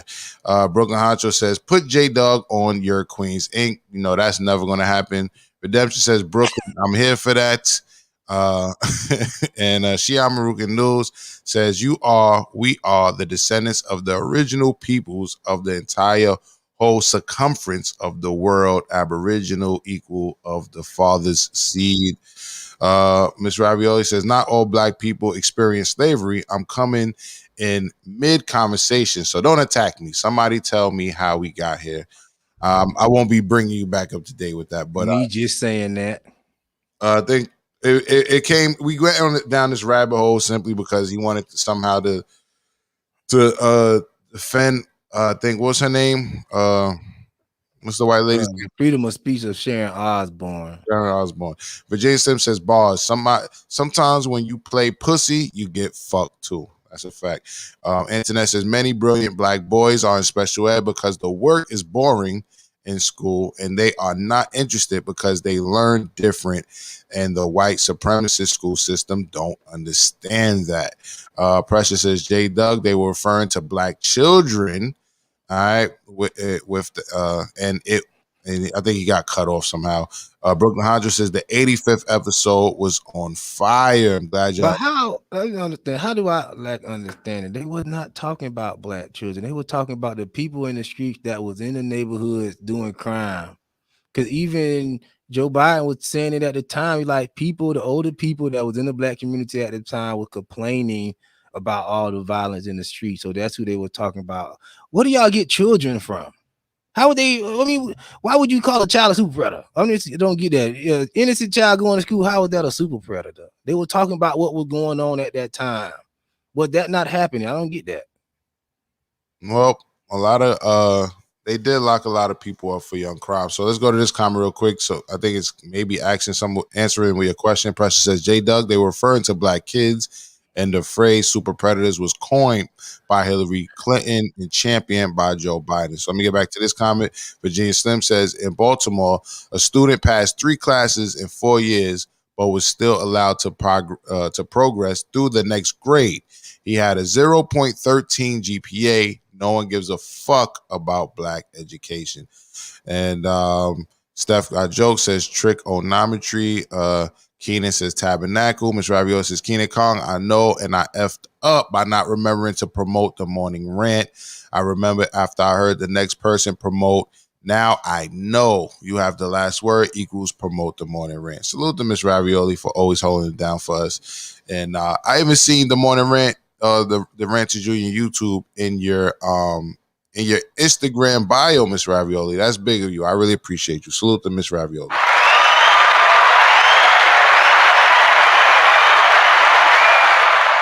Virginia Slim says J Doug out here preaching. I just had to bring the coach in, man.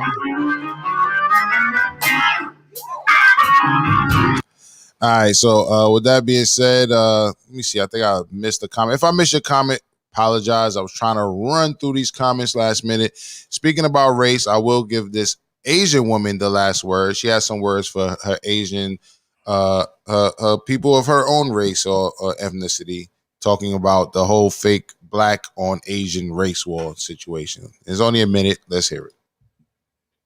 Grammarly can help you write quick. All right, here we go with the commercials. Always with the commercials. Won't let us be great. All right, here we go. Done with you Asians who think having a race war with the black community is in our favor. No, it fucking is not. And y'all always want to bring up black people attacking Asians during the post-COVID era, which has happened a few times, but guess what, bitch? There are going to be bad people in every race. Remember, anti-Asian is always rooted in white supremacy, but a person of any race can be influenced by white supremacy. So those black people that attacked us were subscribing to the white supremacist narrative that Asians caused COVID. And if you blame black people as a whole for the anti-Asian hate crimes, you're subscribing to the white supremacist narrative that black people are inherently aggressive.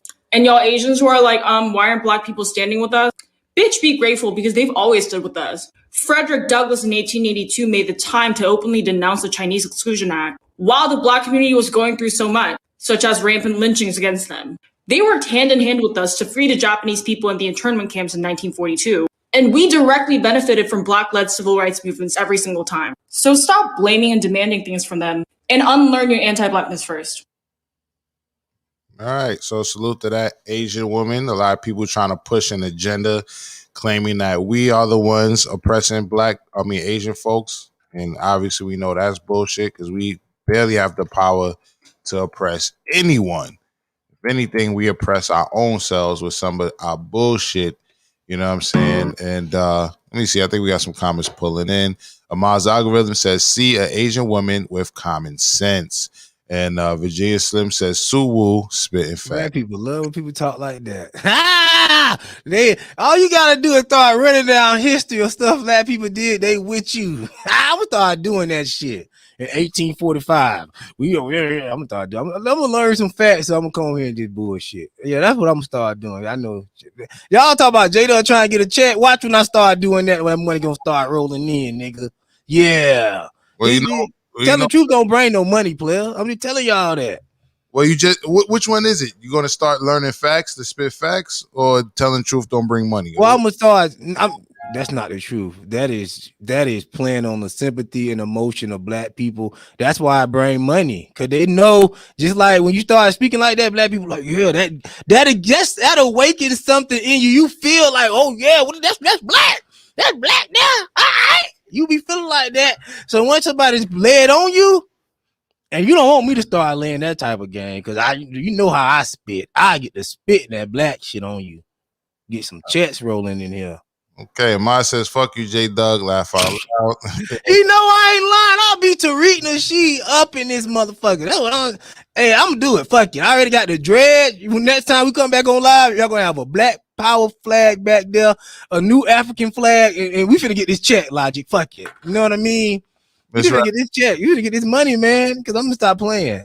Ms. Rario says, many African American and subpar children are pushed through / forward so that a school can keep its Title I funding and or accreditation. And you know what else, Miss Ravioli?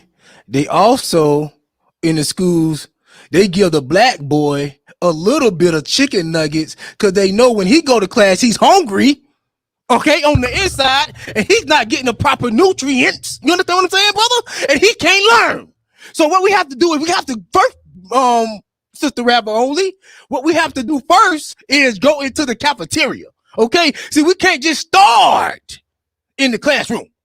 What we gotta do, we gotta go to the cafeteria and replace the chicken nuggets with plant-based. You understand what I'm saying?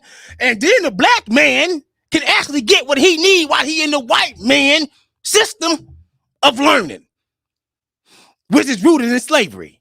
You understand what I'm saying? And I can take you back to slavery if you need me to.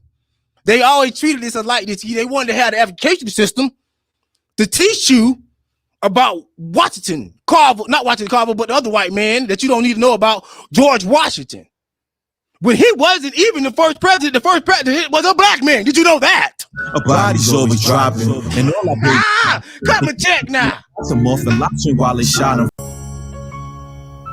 A body's always dropping, and all our babies watching. They chase him down and blocked him off and lost him while they shot him. First they chased us down, locked us up to profit off of cotton, and they chased us down, hung us up, and smiled while someone shot it. The universe is listening, but the devil's always plotting. So your prayers ain't loud enough because he only talks in violence. A secret code of silence that they use to maintain dominance. Those votes don't come with bullets, so tell Biden fuck up out it. If a nigga take your chain, you go kill him. In the streets, that's crystal clear. Massa put them chains on you, give you 100 years. The heaviest chains be the ones that you can see there. The ice so cold, blind your third eyes, optics, American pie a la mode, and everybody's rotten. They shot him on his couch while he was eating Haagen-Dazs. They even shot her in her sleep, and she was out there saving lives. They shot Tamir for playing, he shot them just for praying. Then the cops went out and copped them Burger King with extra fries.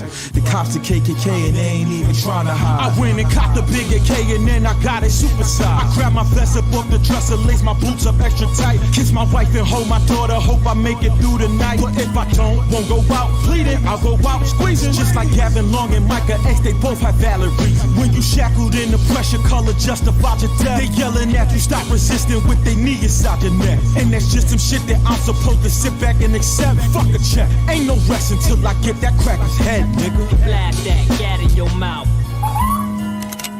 The Klan no longer just wears white hoods and white sheets, but now the Klan wears black robes and sits on the judge's bench to rule from the courtroom. The Klan now wears blue uniform, carries a badge or a shield and a legal quote-unquote weapon. 2 or 3 brothers so bad, I'm blind, I'm crip. Damn white men come, you throw the guns under the damn car, throw the damn guns in the bushes. He make 50 niggas stand up against the wall, 1 peck of wood. I don't never read about no drive-bys at the police station. I never heard of you shooting at the police station and busting on a cracker while they eat Dunkin' Donuts. You ain't got the heart, but you'll kill your own.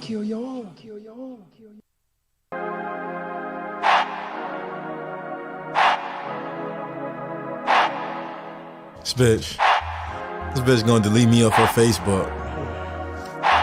Talking about every time she look at my picture, it remind her how we was cheating. But she was cheating on her man with me. I ain't got no time for that stupid shit. Fucking bitch. Passion. I ain't gonna rap yet. Hold that.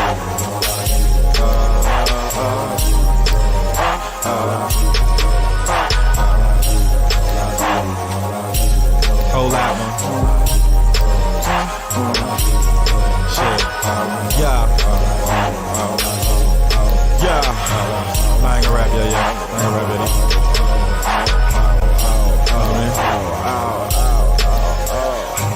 Alpha 5, yeah. Alpha 5. This nigga usually staring at me and shit. Yeah. First I filled the swimming pool and I dived in it. A pussy so good I nearly died in it. Fuck them other niggas, I ride for my niggas. Watch the shit you say, you could die over lyrics. Heard your little shot at me, but nah, I ain't care, bitch. Might throw my 607s on with the clear tints. Slim Latin bitch, and she pulling out her hairpins. Got a fat ass, but she kinda got some square hips. Tried to fuck her home, girl, she said that she don't share dick. Fucked her anyway, real bitches gon' share dick. Life is a buffet, I'm just trying to get my share of it. At night before I pray, I put my pistol where my pillow is. Ooh, I got bass, I got bass, I got bass. If you ain't talking no money, get the fuck from out my face. I was busted just 2 years ago, and now I'm getting cake. Damn it, homeless just 2 years ago, and now I got a deal. I suck at monogamy, it's something that's inside of me. This pussy be dividing me. I need a little out of me. I knocked the bottom out of it. Made a bunch of dollars, lot of progress from a project. You no telling where I'd probably be. Blood on Rikers Island, be that past the block with bit bookie suit, whoop, kinda G. Motherfucker alphabet, motherfucker consonant. Fuck Wall Street and every cracker that's attached to it. Motherfucker beating every flat foot, walking like I talk it, bitch. Talking shit, I chalk you, bitch. On my walkie-talkie, Frankenstein mixed with frankincense and myrrh. I be slurring my words all down. Damn, I'm on some other shit. Damn, I'm underrated. Shh, don't tell nobody, that's gonna sound like some hating shit. Jason Collins flagrant shit. Am I allowed to say that yet? My favorite salad Caesar with a little bit of bacon, bitch. Don't tell my OGs, but I be eating bacon, bitch. Assalamu alaikum, y'all be faking with that praying shit. Can't wear a kufi when you pray in the Jesus. Why you? Let me stop. Trouble.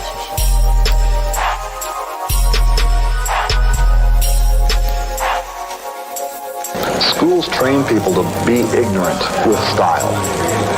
They give you the equipment that you need to be a functional ignoramus.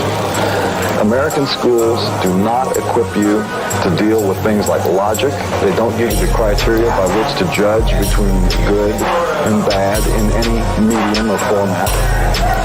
And they prepare you to be a usable victim for a military-industrial complex that needs manpower.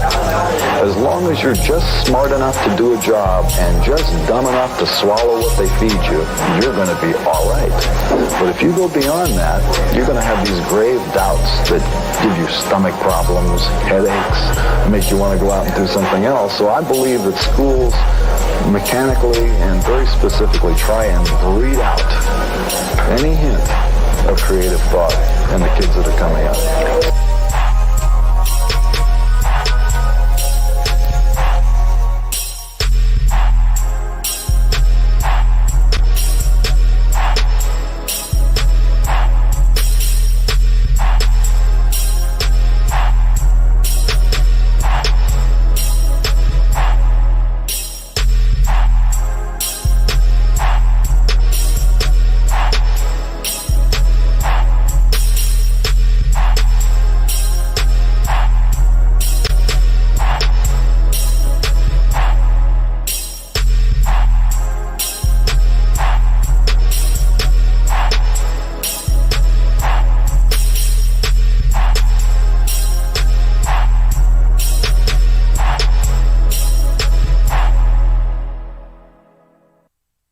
fire right now, fuck nigga. I had the biggest comeback, nigga.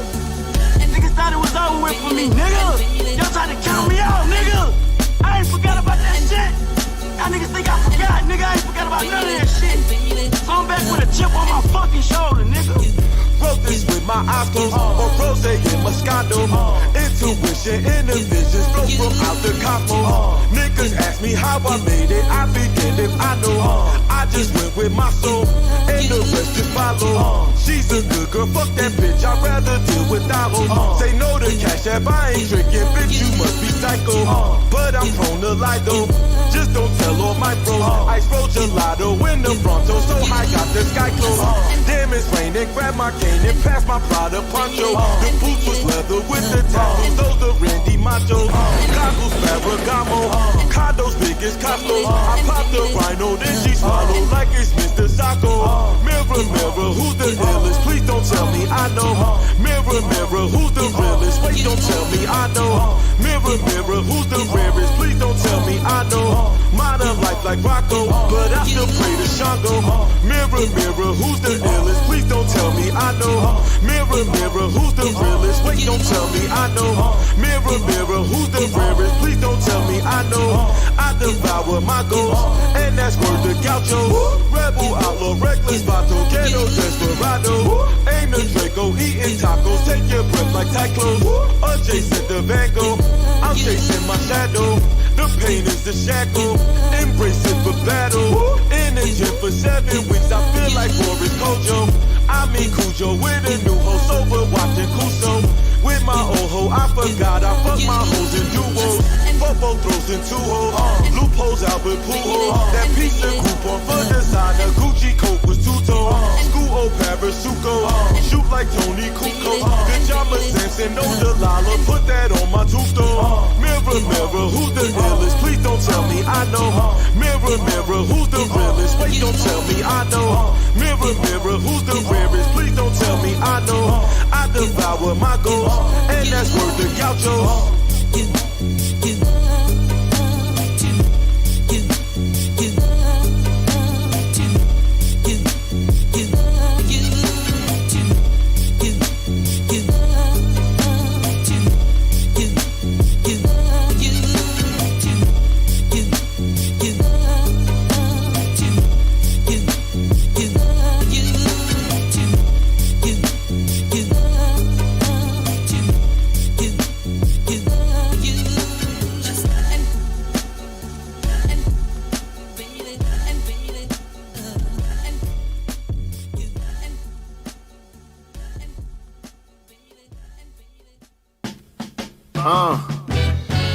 Grand rising, grand biscuits, magic wand waving grand wizards. If you my man, 100 grand in a grand missing.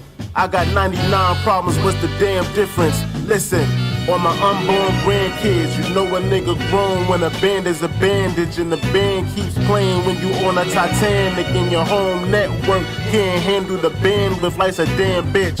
Still love her though. Raw sex pulling off the rubber slow. Rubber dub, that's a dry rub on the roast. Smells like burnt toast, you know I got a serious stroke. Periods broke like the levees. Flow on the mic kinda heavy. Got enough sauce for the spaghetti. Red hot chili pepper, order water under the bridge. I forgive niggas for wanting to live. I ain't mad at ya, I ain't the mad rapper. Just a mad dapper damn rather. Shimmy shimmy y'all like a kappa. Somebody tell Boozy that I'm badder. Vanilla extract in a batter. I ain't playing patty cake. I mean how many patty pies can daddy bake? Mad I gotta save a slice for Sally Mae. May the odds ever be forever in your favor. Forever and a whole day later. Day to day, day traders. Daylight come for slave labor. Labor Day, labor pains getting paid straight up. Grand Rising, Grand Canyon, Grandfather Clock, Grandstanding. You lucky if you got grandparents. Shit is Operation Grand Clearance. It's clandestine. Magazine Glam Essence. 120 plan lessons from the ancestors. Fan blessings, hand-in-hand hand gestures, jam sessions, children asking damn questions, watching cartoons and wrestling. Grand Rising, Grand Central, Freemasons at the Grand Temple. All praises to the audacious, all-seeing eye, all patient. Call waiting for the hookup. Cook up salt fish, just crook it how to pour, get rewarded with more risk. Fried dumpling, daily bread, top of the morning, getting daily head. Taking diabetic daily meds, sugar-free jelly spread. Crown jewel got a heavy head. You got a headache from the Reggie Reg. Grand rise, grand rise, grand rise, grand rise, grand rise, grand rise, grand rise, grand rise, grand rise, grand rise, grand rise, grand rise, grand rise, grand